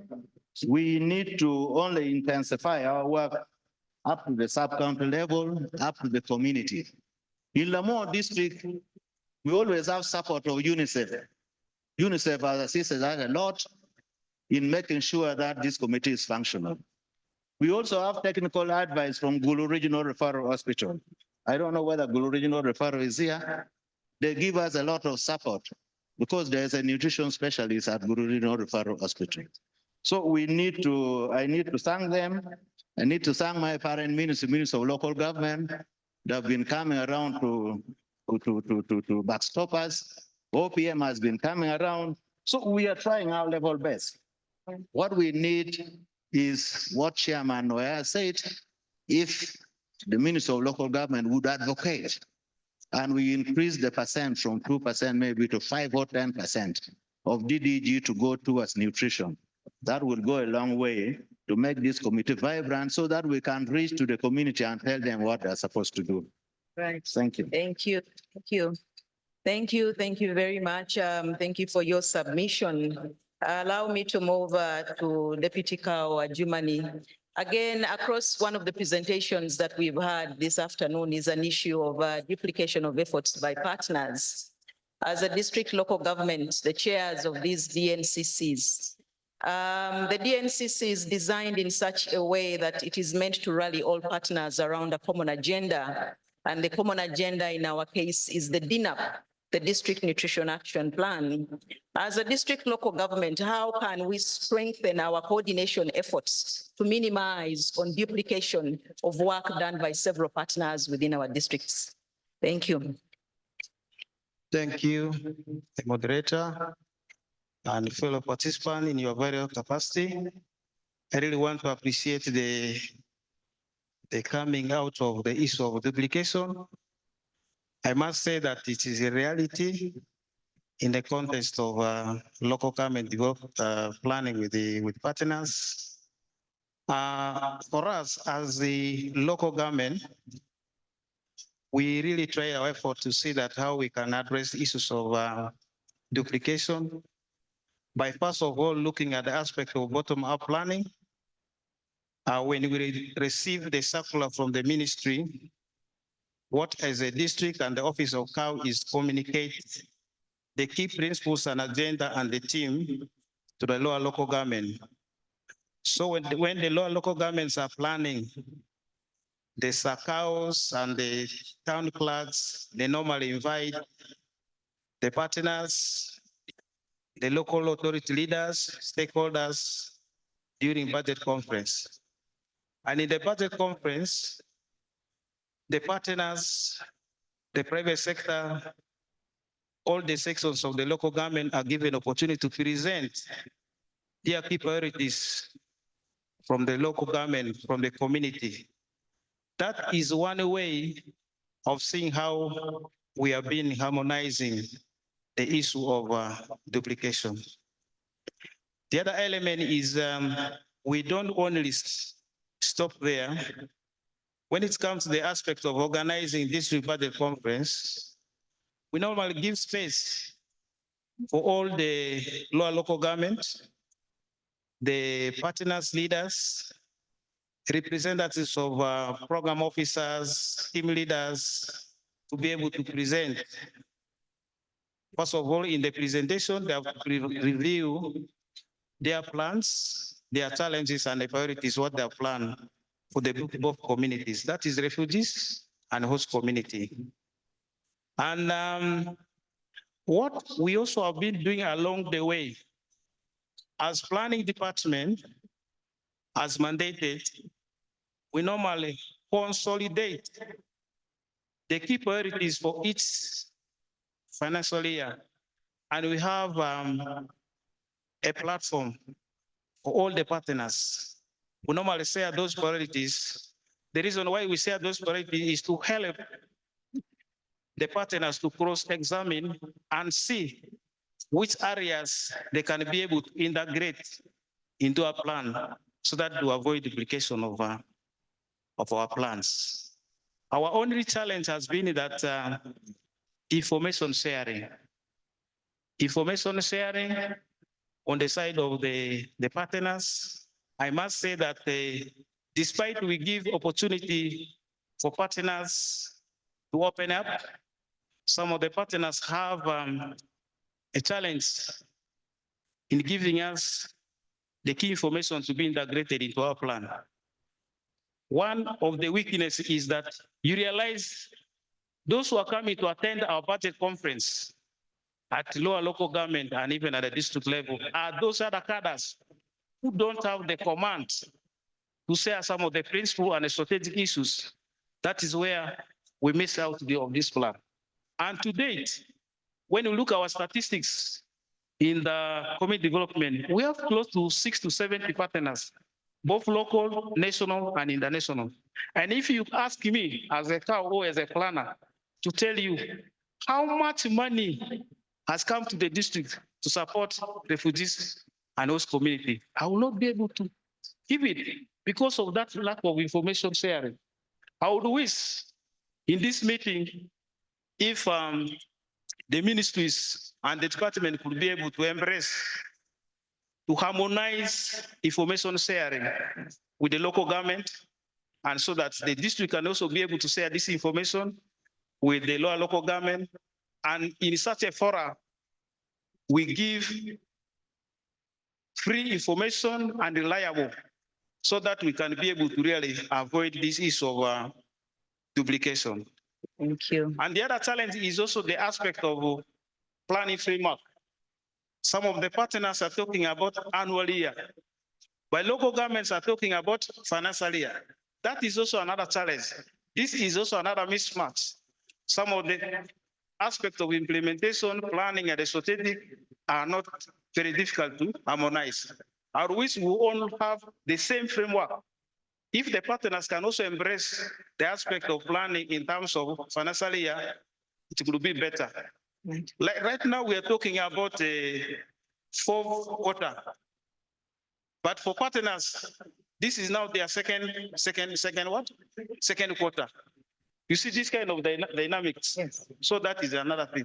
Our biggest problem about also not addressing the concern of duplication is sharing information with the community. We don't have a joint platform of accounting to the community. If you have that platform of accounting to the community, sharing this information jointly, we'll be able to get feedback from the community about the duplication. So these are some of the challenges. Right. If the will is there, I think all will be possible. Right. Whether it is nutrition, whether it's the other aspect for serving lives of the community, it will be possible. Right. I beg to submit. Thank you. Thank you very much. Thank you. Thank you very much. I think Deputy Carl raises a number of issues, and for me, I think critical is the harmonization of our planning frameworks as partners with government. It's what I picked from his submission. And then the other is around openness of the work we do and support as partners. I think this is food for thought for us as we ponder on his remarks. And I hope that at the end of this forum, he does make some good recommendations going forward. I hope somebody is actually noting. And then lastly, the whole discussion around community accountability that will not unpack in this discussion. Thank you very much for your submission. Allow me to move to Kampala City Council. Kampala City Council recently launched their nutrition strategy. Would like to hear from Kampala City Council on your journey. Share with us your story as far as getting this coordination mechanism up and running that eventually has culminated into translating UNAP into a strategy for the authority. Over to you, Martha. Thank you. Thank you very much. My name is Martha Nachagaba Mutumba. I serve at Kampala Capital City Authority under the Directorate of Public Health and Environment, where I coordinate the nutrition activities. I would like to bring to your attention the key findings from the Uganda Demographics Health Survey Report of 2022 as regards to Kampala City. Currently, stunting levels, according to this report, stunting levels are at 16.5% within Kampala City. And then the report also highlighted the fact that 32.2% of the children within Kampala receive a pre-lactal feed. And this means that they receive a fluid before breastfeeding is started. And that is not acceptable because we are supposed to advocate for exclusive breastfeeding for the first 6 months, and then thereafter, complementary feeding. And then this report also highlighted that the minimum dietary diversity amongst children below between 6 and 59 months dropped from 39% to 13.2%. And then we also find that 49.8% of the women within Kampala are either obese or overweight. That means out of every 10 women that you meet along the streets of Kampala, 5 are either obese or overweight. We also saw an increase in child obesity from 3.9 to 6.3%. So, and then the obesity and overweight figures amongst the men in Kampala are currently at 20.4%. So when you look at that survey report, clearly we have nutrition health challenges that need to be addressed within Kampala City. And because of this, upon realizing this, we knew that we had to work towards having a plan or a governing document that can guide implementation and response to these issues. And Office of the Prime Minister, with support from UNICEF, trained us on the Uganda Nutrition Action Plan 2 objectives and implementation strategy. And upon receiving this training, we took on whatever we had learned from OPM and we took it back home at KCCA and drew out a plan of our own. The process of drawing out this plan included consultations from the 5 different divisions of Kampala, where we understood the KCCA strategies and then what KCCA's mandate is, and we aligned this to the Uganda Nutrition Action Plan. So that's the process that we went through. And in order for this to be taken on as a governing document, we needed to seek approval across all leadership levels for Kampala City. So we had to get a clearance from the City Technical Planning Committee, where the KCC Nutrition Action Plan was presented. And then after we got approval from this committee, this plan was presented to the Lord Mayor of Kampala, His Worship Erias Lukwago. And then later we engaged the Minister for Kampala Capital City and Metropolitan Affairs, Honorable Hajad Minsa Kabanda. And with all the leaders on board, we're able to take on this plan. And when it comes to KCCA, we have several directorates, meaning that we offer several services to the Kampala citizenry. We have a directorate that handles education services. Then there is public health and environment. We have gender and community development. We have engineering, we have physical planning, treasury, and all these directorates do various activities with the aim of serving the Kampala citizenry. And so we had to bring all these directorates together so that they can understand how to have an input into the nutrition strategy. So this nutrition strategy is multi-sectoral. So we shall be addressing challenges within our schools, the Kampala schools, because we have quite a number of challenges from yesterday's discussions. One of the reports that was shared by GAIN talked about the aggressive advertising within the Kampala schools for the highly sweetened drinks. So we need to address some of those challenges. And then we have the community element governed by the Gender and Community Development Directorate, where we offer services to the community. And these include livelihood programs where we offer skilling to people to better their livelihoods. So even then, we know that in order to address or to have an impact on the people within Kampala, they have to be able to afford these services or be able to buy food. So there is that gender element that covers that. And then we also have the public health element where we're looking at health facilities, where we are looking at communities in matters regards to public health, where we're looking at sanitation, water, and hygiene services within the community. So we realize that in order for us to have an impact, we have to bring everyone on board. Right. And what does this involve? This involves all of us coming together and planning together. Right. Just last, I think in March, the second budget call circular clearly articulated that we needed to budget for nutrition as a multi-sectoral or cross-cutting issue. And this was something that was taken on by KCCA's management. Okay. So you realize that in order for us to have an impact, we have to work together. Thank you.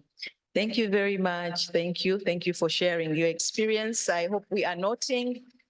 Thank you, KCCA. And then lastly, our last panelist is Julia from Ministry of Water.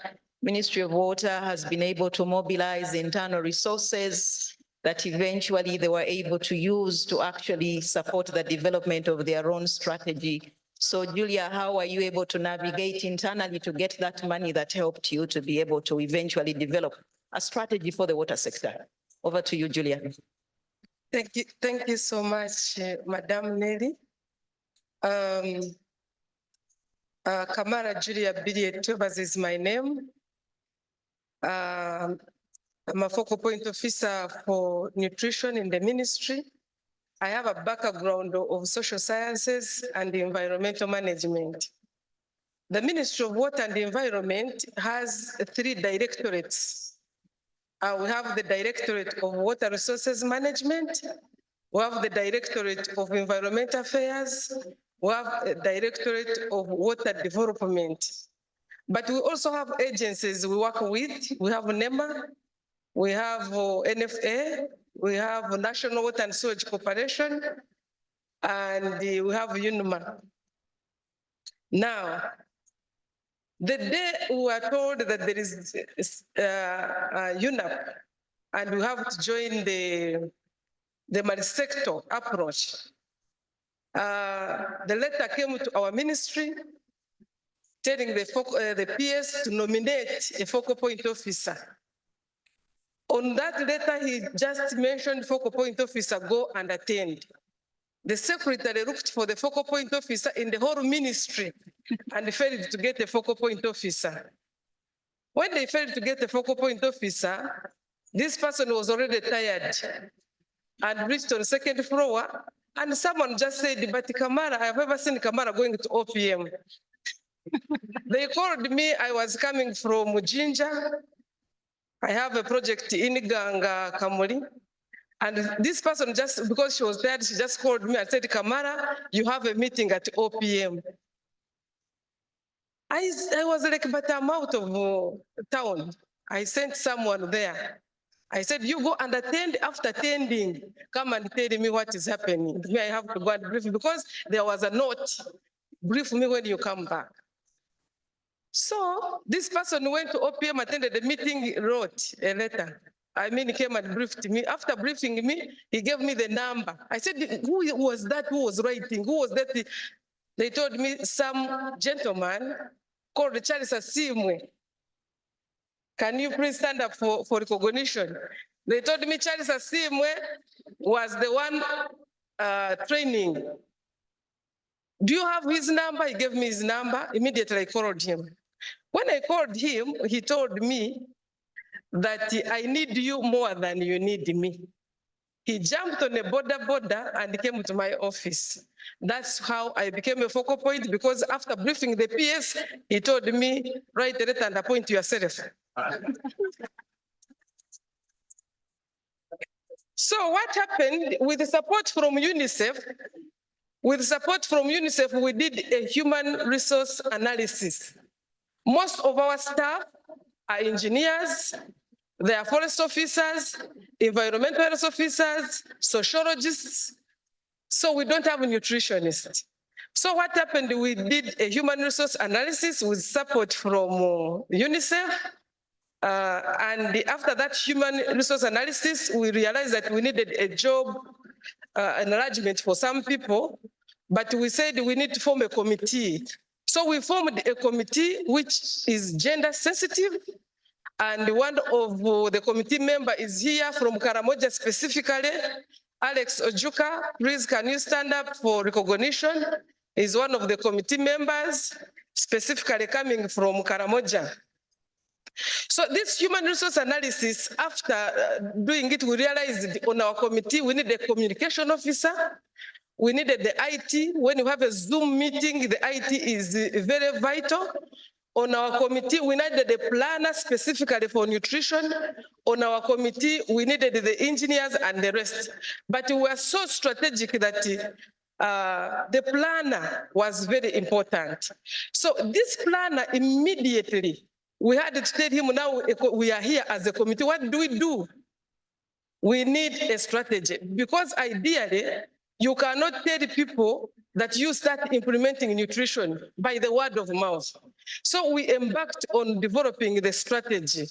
And this strategy which we developed was to guide, it was a guiding document for our people, because we have people in regions. You know that we have regions in your districts, Lira, we have in Karamoja, Moroto, we have regional officers. So we needed to have a document in place. So we embarked on this document, developing it. We hired a consultant using GOU, because this planner, we talked to the PS, he instructed the Satura that we should have money for nutrition ring first. And so we had to put it in a ministerial policy statement, because if you don't put anything in a ministerial policy statement, nobody will repay it. So after putting it in the ministerial policy statement, we were able to hire a consultant who was supported by Charles. I think Charles did almost all of the work. This consultant was there, but he started working, but I told him we have to work with Charles, because I'm not a nutritionist and I don't know what to put in the document. So after having that money ring first, we developed that document. We passed through the process, the normal process of developing a document. We presented in every water week, we were presenting for comments. But what is interesting, in our senior management, when I went to present this document for comments, interestingly, when I reached outside, one of the engineers called me and told me, Madam Kamara, do you know, for the first time, I have learned that if you don't give the baby the milk within 1 hour, the cholesterol disappears. That one, I'm running it for the first time. Another one called me, said, Kamara, come here. I came. He said, can you imagine? You mean stunting after 2 years, the brain remains like that forever and ever? I said, yes, it remains like that forever. Now I will not blame people. I always give people assignments, just a mere letter. One takes 1 day, another one takes 2 days, another one takes 3, another one disappears. So you mean those who are disappearing? I said, most probably, but you don't have to chase them away. Give them the work that they can manage. Maybe running after documents or chasing whatever. So that one really inspired me, because initially they were saying, what are you talking about? Nutrition is for health and nutrition is for agriculture. That's what they were telling me. So we went through that process until it was launched this year in the Water Week of this year. It was launched. It launched when it was signed properly by our political heads.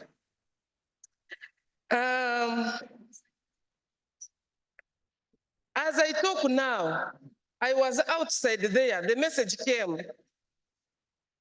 We are developing now what we call a training manual. We have also hired a consultant, and we have still used GOU because I still included it in the ministerial policy statement. And definitely the finance will fund it because now we have a consultant, and this consultant is supposed to say it is in the Undersecretary's office for signature. So soon we are having what? We are getting that consultant to help us develop the training manual. Charles, I will need your input. Madam Nelly, you know that you are one of my own. So we are also developing community engagement guidelines. As a sociologist who has worked with the ministry for all this long, I realized one time we were in a meeting. So when we were in a meeting, they said the sociologist should present, and I went and presented. And I told them that we have been replicating facilities, water and sanitation development facility, Kabali, Amizi Marunji. We replicate, we take it to the Central, we replicate, we take it to North, we replicate. We use project documents. And so we pick out the social activities in the project document. So I told my commissioner that we needed a community engagement guidelines. He said, it's okay. You work with one of the commissioners and come up with it. We wrote a proposal, and Water for People is now funding it. And as I talk now, the consultant is on ground. And in this guideline, we have an opportunity of adding nutrition, so that is the document which will stay behind. Thank you. Thank you. As you wind up. As I wind up, we don't work alone. We work in partnership with KCCA. If you look around, you will see the tracks written on US. They are for solid waste. We work with them. We work with the local governments. Thank you so much. All the land we get, free from encumbrances. I go and I talk to them nicely. We write a name OU, we work together. Minister of Health, Samari, thank you so much. You have been supporting me, but also at the local government level, we have the staff of Samari that we work with. And as I finish, there are many that we work with: gender, finance, lands, and defense. But as I conclude, allow me to thank OPM with the leadership. Right. Allow me to thank Nelly. Allow me to thank Minister of Health, consultants, and my ministry, especially my commissioner who said that money is little, we shall look for it to develop the strategy. Thank you. Thank you, thank you, thank you. I think we're able to borrow a leaf in terms of how do we tap into existing resources within our own budgets to be able to push some of these agendas forward. So thank you very much for sharing your experience. Time check, it's a few minutes to 5 o'clock. We want to then move into our plenary session. Allow me to introduce our moderator for the plenary session, Edton Babu. Edton Babu works for Care International in Uganda as the team lead for Women Economic Empowerment. He's also the co-chair for Action Track 4 on equitable food systems at the national level. So Edmond, you're welcome. Kindly come and moderate our plenary session. We need to be mindful of time, and I think we'll just have a few rounds of questions coming from the plenary, and then we see how we proceed. We will reassess at 5:30 and see if we need to do an adjustment in the agenda or not. Thank you very much. Edmond, over to you. Thank you very much, Nelly. Kindly give her a round of applause. Also, please give a round of applause to our panelists. Very interesting. Yes, I know. We've been seated for quite some time, and advised by nutritionists is that you should stand up a little bit just stand up a little bit and do what I do, not necessarily what I say. We are going to do simple addition, 1 + 1 in action. And what? When I say 1, you say 1, right? So 1. Then we did select okay.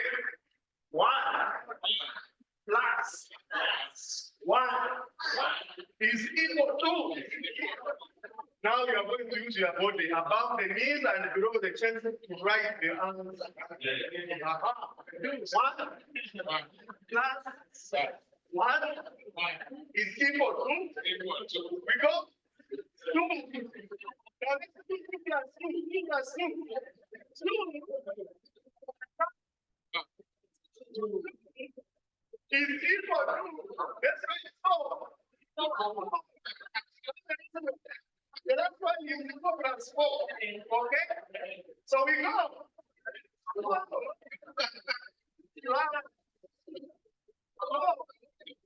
Is equal to. Thank you very much. Yes, at least the sumptuous meal we had at lunchtime can now move a little bit.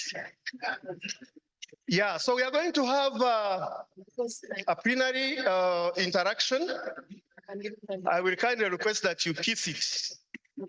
Kiss it means that you keep it short and simple. So to help you, I will first appreciate all the presenters. Clap for them. So kindly, when you get the microphone, do not begin by appreciating, because I've done it for you. And then just go straight to the point. Because the issues at hand are very critical. This afternoon, we are looking at partnerships. We are looking at coordination. We are looking at galvanizing resources. And from these presentations, I realized that, one, the rich are dying from overeating and eating anyhow, while the poor are also dying from undereating and eating anyhow. So it doesn't matter whether you are rich or you are poor, matters nutrition concern you. You cannot imagine from the presenters that 5 out of 10 of my mother, my sister, my wife are actually obese. The figure for men was a bit conservative at 20%. I said, the ones I meet in Kampala, including me, the overweight of men in Kampala must be slightly above. So I think we have the opportunity to change the discourse. So I hope we have a roving microphone or very good. Yeah, so you shoot up your hand. I come from agenda transformative organization. And so when I pick a gentleman, I'll pick a lady so that we have gender equality. But I also believe that matters nutrition concern all of us, but especially we have to bring marginalized groups on board. Okay. So let's begin. I will trust the person that is moving the microphone to get me people who can say. So you stay this side, you'll go that side. And we'll start from behind. Unfortunately, as a teacher, I usually want to begin from behind, then I'll come forward. So you give a microphone to a gentleman, she will give to a lady, and then we move like that. Keep it simple, short. If you are asking anyone, mention their name, please, so that they can take notes. Thank you.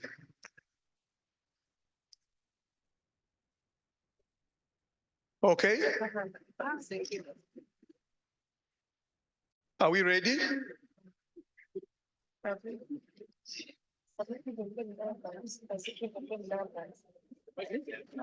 What is happening in the audience? All right. Okay. Thank you very much. My question goes to Madam Kamara from KCC. She talked about having an activity plan for nutrition, but I just have to ask one thing. Well, I don't know what the activities are and the contingency plan, but what I observe is that street foods and food vending is becoming a challenge in Kampala. And I'm sure, even including everybody in this house, people like that food. As we are going home, people will pick something from the street. And the number of people eating outside the homes is increasing day by day. And food business is a looming business. Kampala is the capital city authority, but we have 12 other cities. But we should be able to learn from the mother city. I would like to know what strategies they have to regulate the street food vending in Kampala. Thank you very much. It's a looming bomb. Thank you. Gentlemen, shoot it. Yes. Okay. Thank you so much. One, I am a little bit concerned that all the presentations we are having, we are not showing the effectiveness of the nutrition sensitive interventions that we are undertaking. And I would think that we need to see how we report on the nutrition sensitive activities as we make presentations. And then lastly, I have a request to all of us. You know, I realize that people are eating food, especially where I come from. People are eating food. But the truth is that the food we are eating, our bodies are not able to use it. And our bodies are not able to use it because the food we are eating is actually unsafe. How do we ensure that food safety becomes the key indicator that we are tracking in this nutrition? Thank you. Thank you. Thank you. Yeah, this side. The second mic on. Yeah, just give it. If you don't find a lady, you can give the gentleman as ladies prepare. Yeah, thank you. One of the key issues that came from all the participants, I mean, all the panelists, was the issue of accessing nutrition data. And it seems it's something that is very, very crucial from all the, from the local governments, central governments, and even development partners to improve evidence-based advocacy under nutrition. And this is something that is very serious that we should be talking about. Then lastly, I think in the earlier presentation, as Office of the Minister of Local Government is advocating for local government assessment. As local government, we are thinking that we should do a peer review assessment.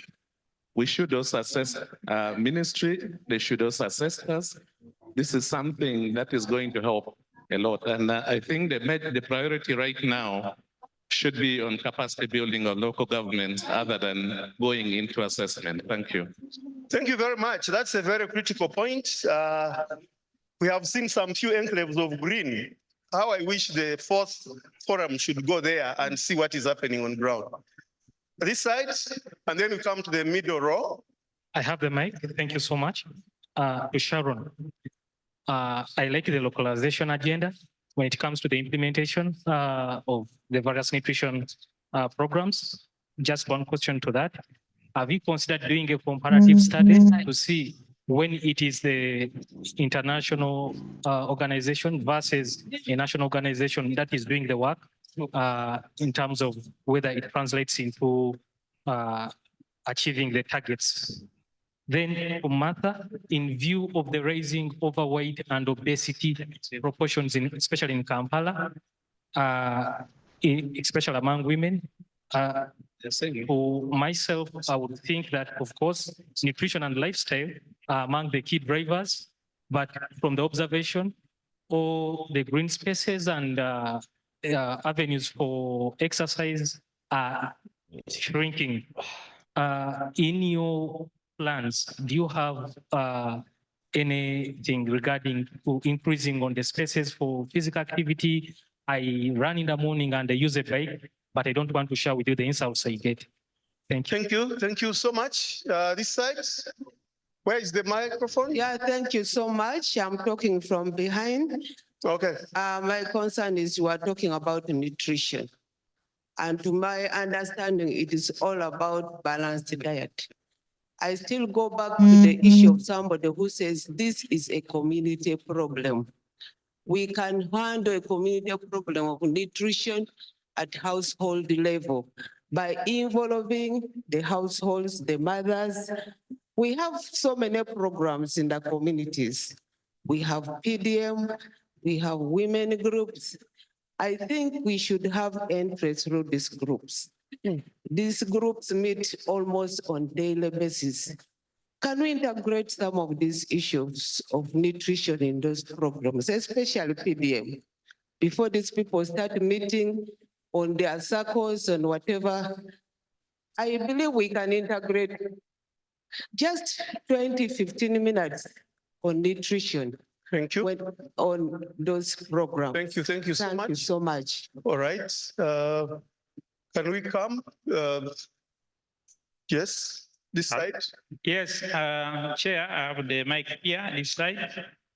The one moving microphone that side, I am about to, for fair balance, I request that you come slightly in the middle. Yes, please.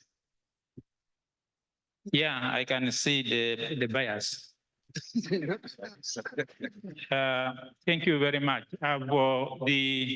I'll start my apologies, the chairperson from the one that talked about the people who are dying of all age brackets. You were giving the narrative and I was feeling it. It is true. And I just want to get from you, what's the real issue? Because is it the messages? Is it the diagnosis, in your view, plan from you? Because at our side, we could be knowing, but if we could hear from you, what is that is your ask in here, be very good. Because what we may be planning this side may not be translating their side. And it links up with the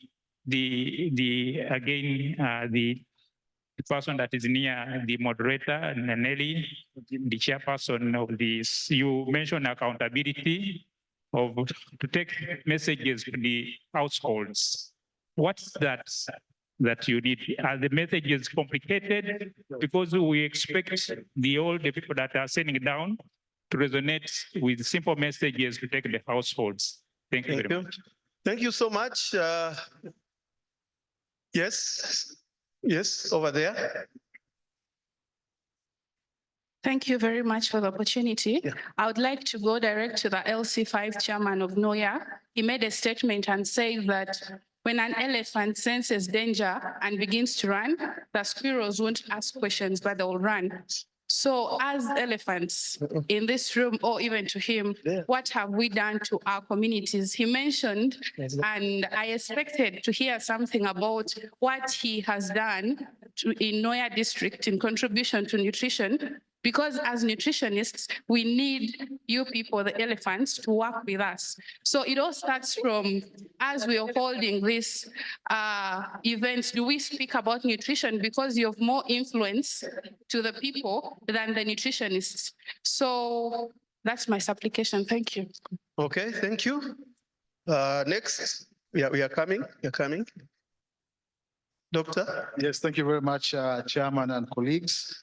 Mine goes to the local government team, my brother Galiwango Samuel. It's now 3 years since PDM came in, Mr. Chairman and members.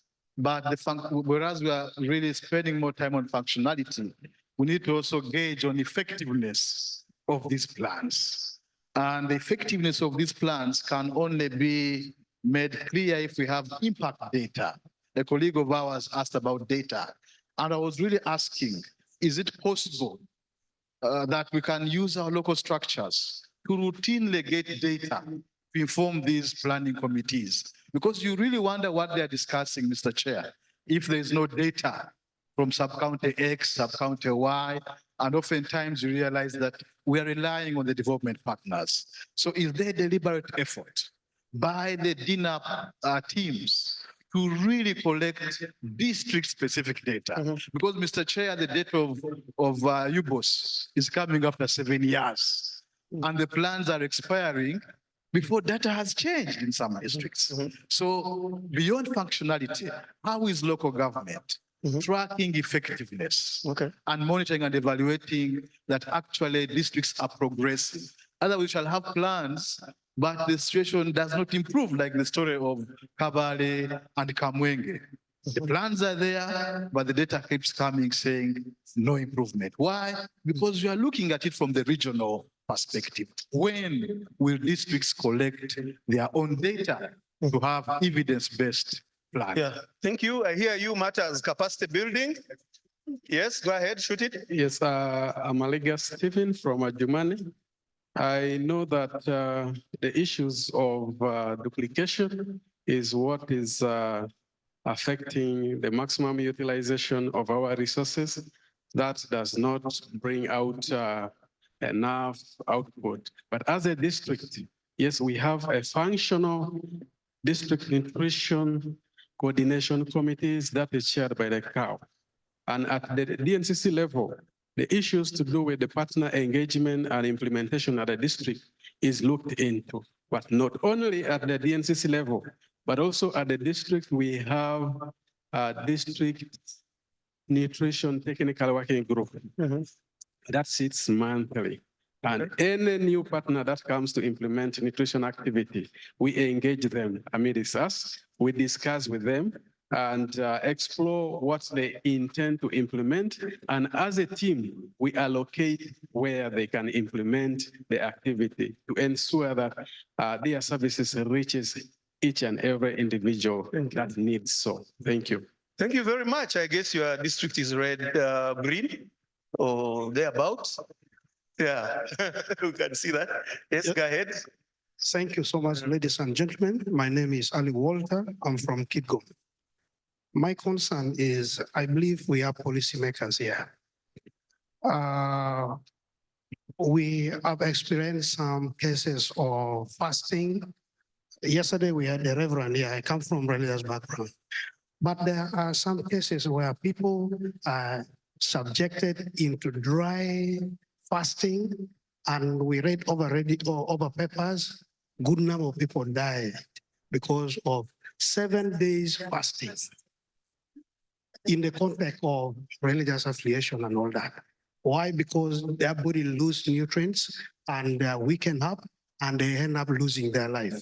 So we need to think of this kind of also dry fasting, which take a lot of time of people. So I wanted these policymakers to come back. How can we handle this religious institution that are taking number of Christians in the context of fasting? Secondly, I wanted to find out from my LC5 of NOYA as a food basket. All these foods are in the hand of SMEs, in the hand of business community. What plan do the District Nutrition Technical Committee have for the SMEs, small and medium enterprise, that they're the ones selling the cassava flour, the maize flour, all those things? Because local government doesn't sell anything. The people who own food in their hand are the businessmen. What plan do you have for them in the scalability of nutrition at the district level? Thank you. This side, and then we'll come straight this side. Can I? Mine is a short. My name is Mansoor. Keep them shorter. Yeah. And 2. Thank you. Okay. Mine goes to Julia from Water. You had a dream that you will want to recruit a nutritionist. But King Martin Luther had a dream and he achieved it. Today, I have heard you talk about consultant. Has that dream gone? To echo Lamore, we have experience of cows coming with a good dream for governance. And once they go away, that dream is gone. How are you handling? Thank you. Romata, you smuggled the third, just keep it at that, right? Thank you so much. This side, and then we'll come this side, and then there's a gentleman whose question is burning behind you. I am sorry, I'm supposed to be taking notes, but I have a point which I'm not seeing anyone raising. I just have some few questions for questions. Keep them too. For the local government officers here. not just the panelists, but everyone actually might not even answer it, but you need to reflect on them. We are empowering the district, the DNCCs, and we are developing the DNAP. Like when I was supposed to say, yes, now that this is empowered, and maybe nutrition work is going to move forward smoothly.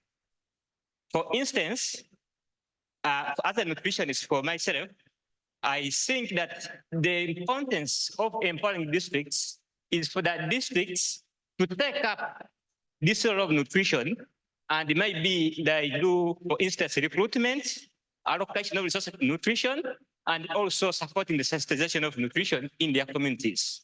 For those districts, they are doing well in the DNCCs. Do you have a nutritionist recruited in your district? Kindly summarize, please. Yes. Is your district performing better than other districts which don't have the DNCCs? What should make us inspire that the DNCC, or the coordination is working, and is a bread which must not be left behind.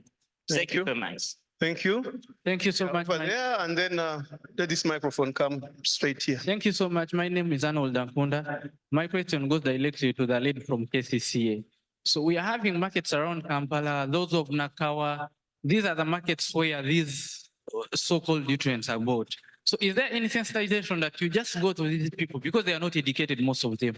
Do you teach them to how they can do this and this?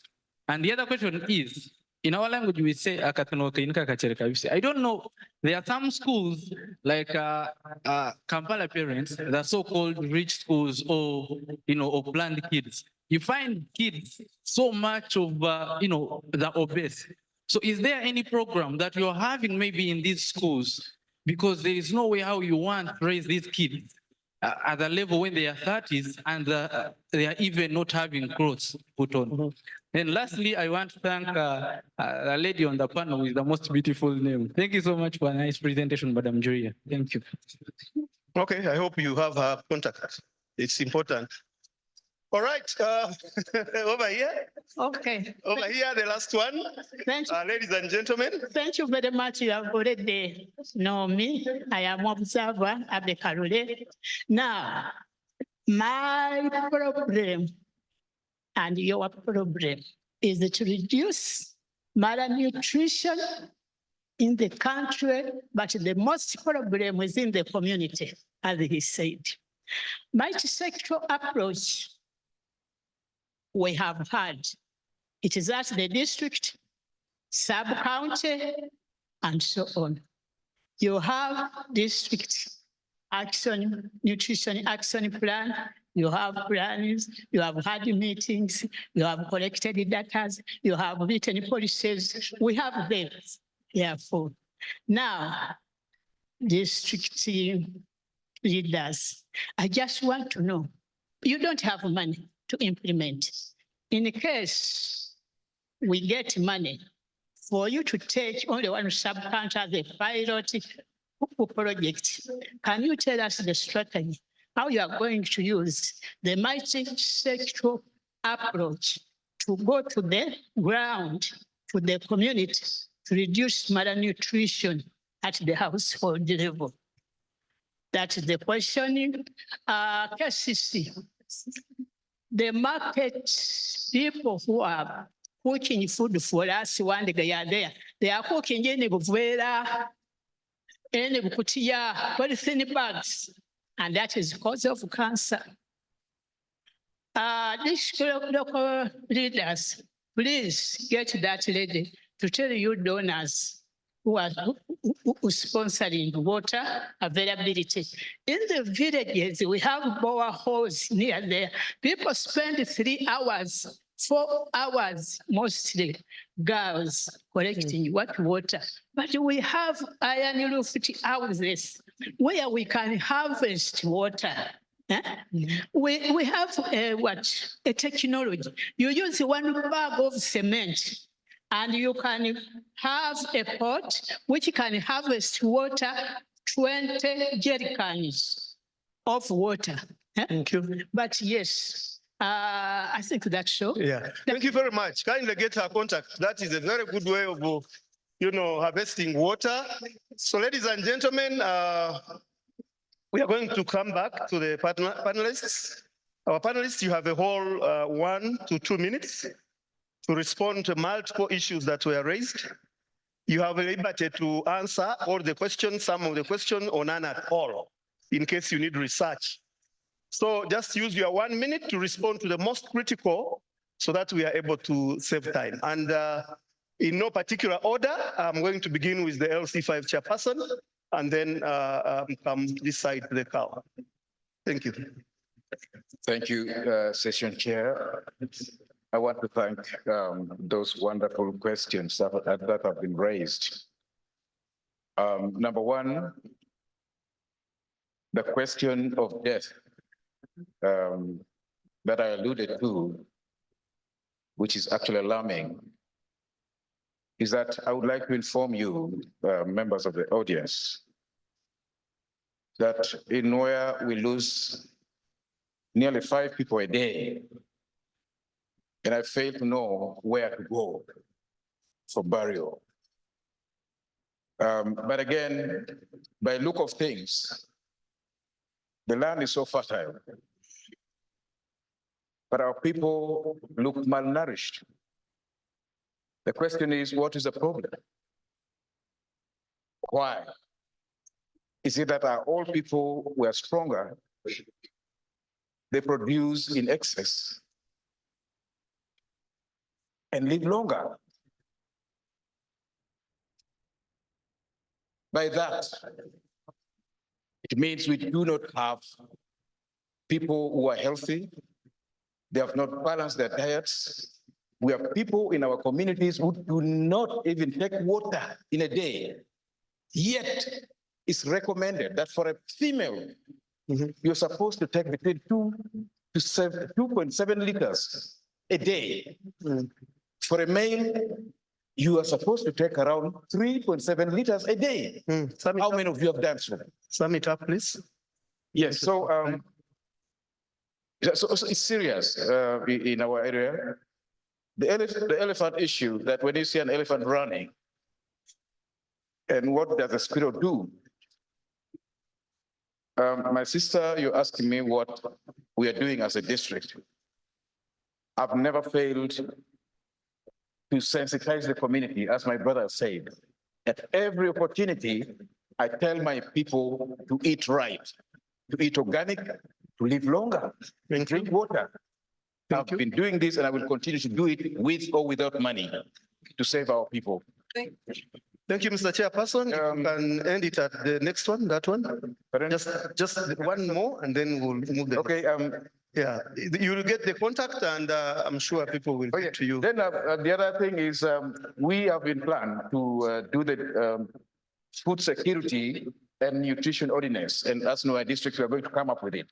In fact, going back now, if it wasn't for this, I would have already started moving, and we are being supported by CARE. I'm so grateful about that. So we'll do that. And the 1% allocation for the nutrition activities is an indication that we are so much in to this. There is the will. Thank you so much. Thank you so much, Chairperson. Allow me move to the next person to respond. You have a whole 1 minute to respond, but how I wish all your contacts are given so that people can follow up. There are many questions raised, but I want to say 2 or 3 things only.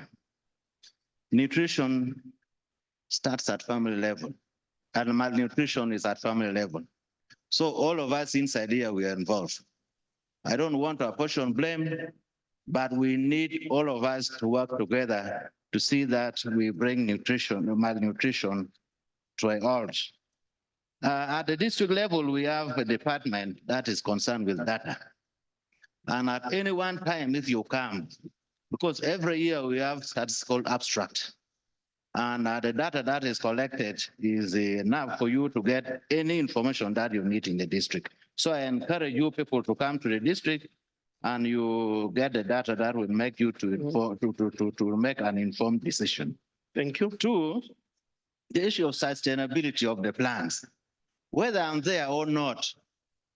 Because for us as cows, we are transferable. We come and work within the district in an established environment. So whether I'm transferred or not, the district will function. I should not be there all the time for the district to function. So the plan should be taken up by the authorities of the district, even if I'm there or not. 3, the issue of districts recruiting nutritionists. We have an approved staffing structure from Ministry of Public Service. And if the structure does not provide for a position, the district cannot recruit. I think this was presented yesterday. The position of nutritionist tops are Health Center 4 and the regional referral hospital. At the district, we don't have that structure and we cannot. That's why most of the people who have come here have been given additional assignment to take care of nutrition in the district. Then lastly, for my mother there, I think we need to give information to the people. To me, what people lack is the information. I come from Northern Uganda, and Northern Uganda, the soil there does not need fertilizer. The food in Northern Uganda is very nutritious, but you find people who are malnourished. It means people don't have the information. What we need to do is to give people information and they act on it. I think if we do that, we should be able to.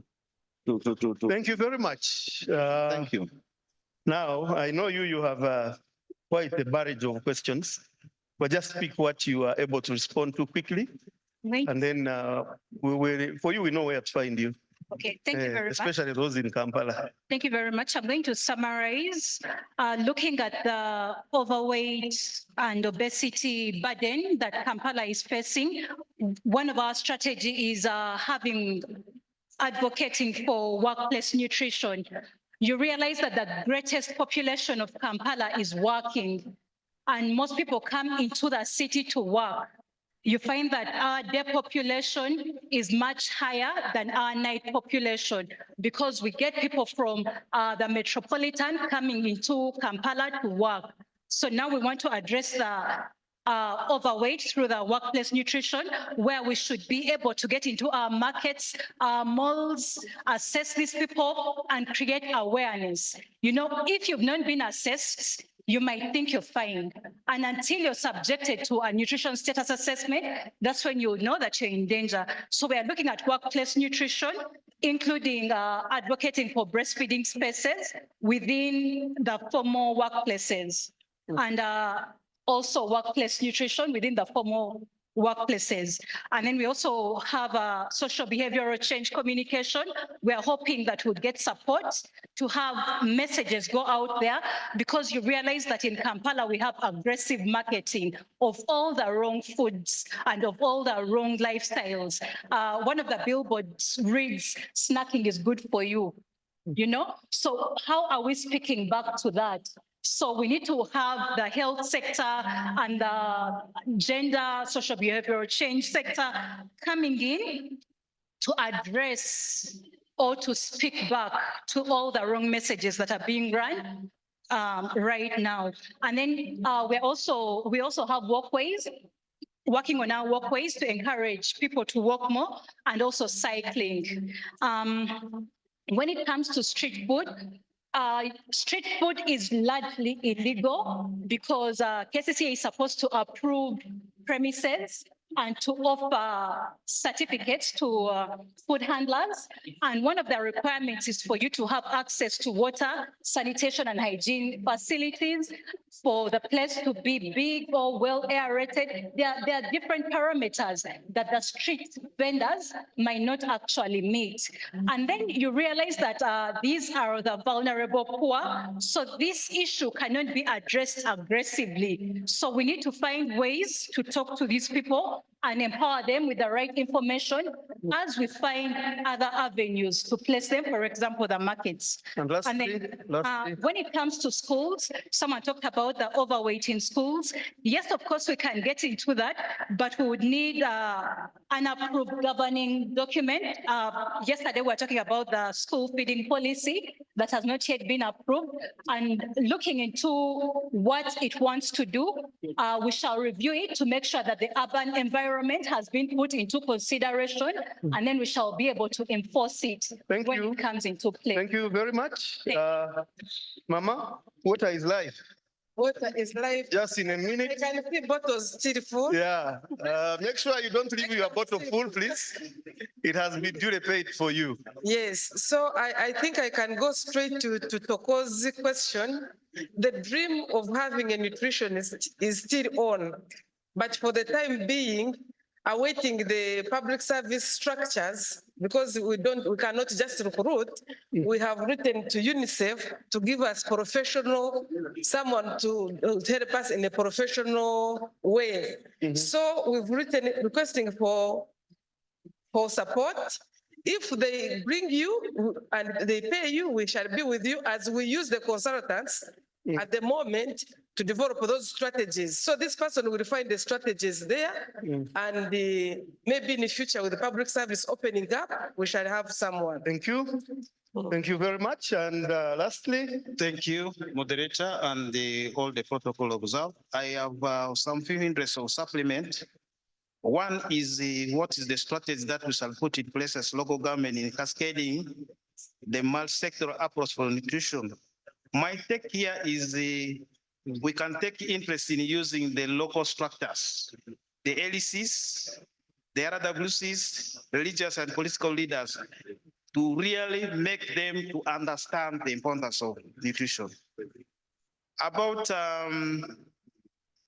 data, yes, it is a way to go. But as far as local context is concerned, for Germany, every year we come up with the facts and figure, summarizing our key data information and profiles. But what only we don't have is a nutrition per se data. Probably what you can do is with the help of the ministry and the partner is to have an harmonized tool so that we shall be able to collect indicators of our interest to inform planning and budgeting and decision making. Much of people who need this information are in the community. So my interest here is let us put our effort in coming up with a plan so that we can reach the community by use of barazas, by use of the local FMS, and also translating some of these pertinent issues in the local language because our people cannot understand. Thank you. The other thing is also the issue of budget. Budget is very key. We need to energize ourselves. I think we need to work with the local business communities and under the PP, the public-private partnership. They should also pick up the interest of supporting our community as far as nutrition is concerned. Thank you very much. Lastly, ladies and gentlemen, Mr. Galiwango, your map was worryingly red, but you may have one statement to cap your presentation. Kindly give it. Okay, microphones. Yeah, that red, I wish I could see more green. And thank you, Chair. The way I want to recap my presentation is in response to about two issues, and I'll do this in 1 minute. The first question was on the 2%. Colleagues, I have talked to my PS to increase this 2% to 5 or 10%. And the question that he has asked is, what have they used the 2%? So that is the homework for my colleagues from the local governments. Then on functionality, colleagues, why that map is very red is for us to measure functionality, we have 15 outputs. Us having a DNCC is just one output out of 15. So we needed to see how we improve our functionality by tackling the other 14 outputs that we have under the index. Thank you so much. Thank you very much. KRC, do you want to throw one word, Yeah. Thank you very much. In a nutshell. In a nutshell, yes, indeed. I just had one comment to address. As we're presenting the localization agenda, someone wanted to confirm if we had done a comparative study. KRC Uganda is a live example of the localization agenda because we're having a direct funding, so many funding directly from UN agencies and other international organizations. So my appeal to all of us here is the best way to reach the community at household level is to make use of community structures, local organizations, and also empower the local government. Thank you very much. Thank you very much. And finally, my bosses from OPM, she made a very good presentation on structures, policies, procedures, protocols. Thank you very much. I didn't have a question per se, but mine is basically a recommendation, and I concur actually with the chief administrative officers in terms of structures and systems. What extent have we exhausted the structures that we have as government to drive this particular agenda, the LC systems that we have? How far have we engaged them? So it's more of a leadership issue. How have we built those synergies so that we are in position of driving this agenda without us at all levels? Yeah. Thank you. Thank you very much. Ladies and gentlemen, give yourselves a round of applause for managing time well. Also give a round of applause to our panelists. Indeed, there is still some work to do. Just I echo words of Ari Mazrui. If you watch a documentary on the Garden of Eden in decay, you'll agree that we have so much plenty and we shouldn't be talking about issues like this, hence mindset change. And also, like you've heard, I want to leave you with the law of the jungle. The law of the jungle is that in Africa, a gazelle wakes up every morning and it must run and run fastest to avoid the lion or it will be eaten. Fasting issue was not touched, but also I think there was an issue that was raised around PDM and how can we effectively integrate. That also has not been touched. Just to say that tomorrow within the agenda for day 4, I think we do have presentations. A deliberate effort is being made to ensure that we do have presentations around PDM, opportunities for nutrition. So those of us that had queries around PDM, mine is to say kindly hold until tomorrow. This has been taken care of in the agenda. Then also we did have a number of submissions coming in around information, the lack of timely nutrition information. This afternoon, we're meant to have a session on information and knowledge management, but time check is 5:40. So ladies and gentlemen, we want to make a revision in the agenda. Many of us are tired and I see the dropout rate is very high. I think we are losing members in the room because of the time. So we would like to propose that we defer that presentation to tomorrow. It doesn't add value speaking to ourselves. So the session that we're meant to have this afternoon around information and knowledge management for nutrition, would like to request that we defer this to tomorrow morning when our brains are fresh and we should be able to have a very candid discussion around issues affecting nutrition, information management, etc. That's our proposal to allow us to be able to break. It's 5:40, almost coming to 6 o'clock. So with that said, once again, thank you very much for sitting in late up to this time and listening to us. But I think more importantly, our panelists, our contributors, it's been a very, very productive discussion. Thank you, Honorable, for creating the time up to 5:40 to be with us here today. We are really honored to have you with us up to this time. So ladies and gentlemen, allow me to hand back to the MC. But as he comes, can I ask the photographer for the photo moment for the panelists? Thank you.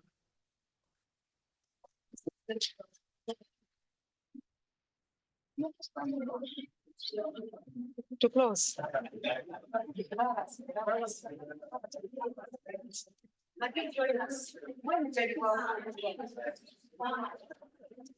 So thank you very much, everyone. What we will be doing, as Nelly has guided, tomorrow we shall have that session added on information, but then there will be quite a bit of discussion around how to take the National Nutrition Action Plan forward and ideas for the next plan that will come on in force after 2025. So we'll be spending tomorrow really delving into some of those issues in much more details. Thank you very much, and God bless you.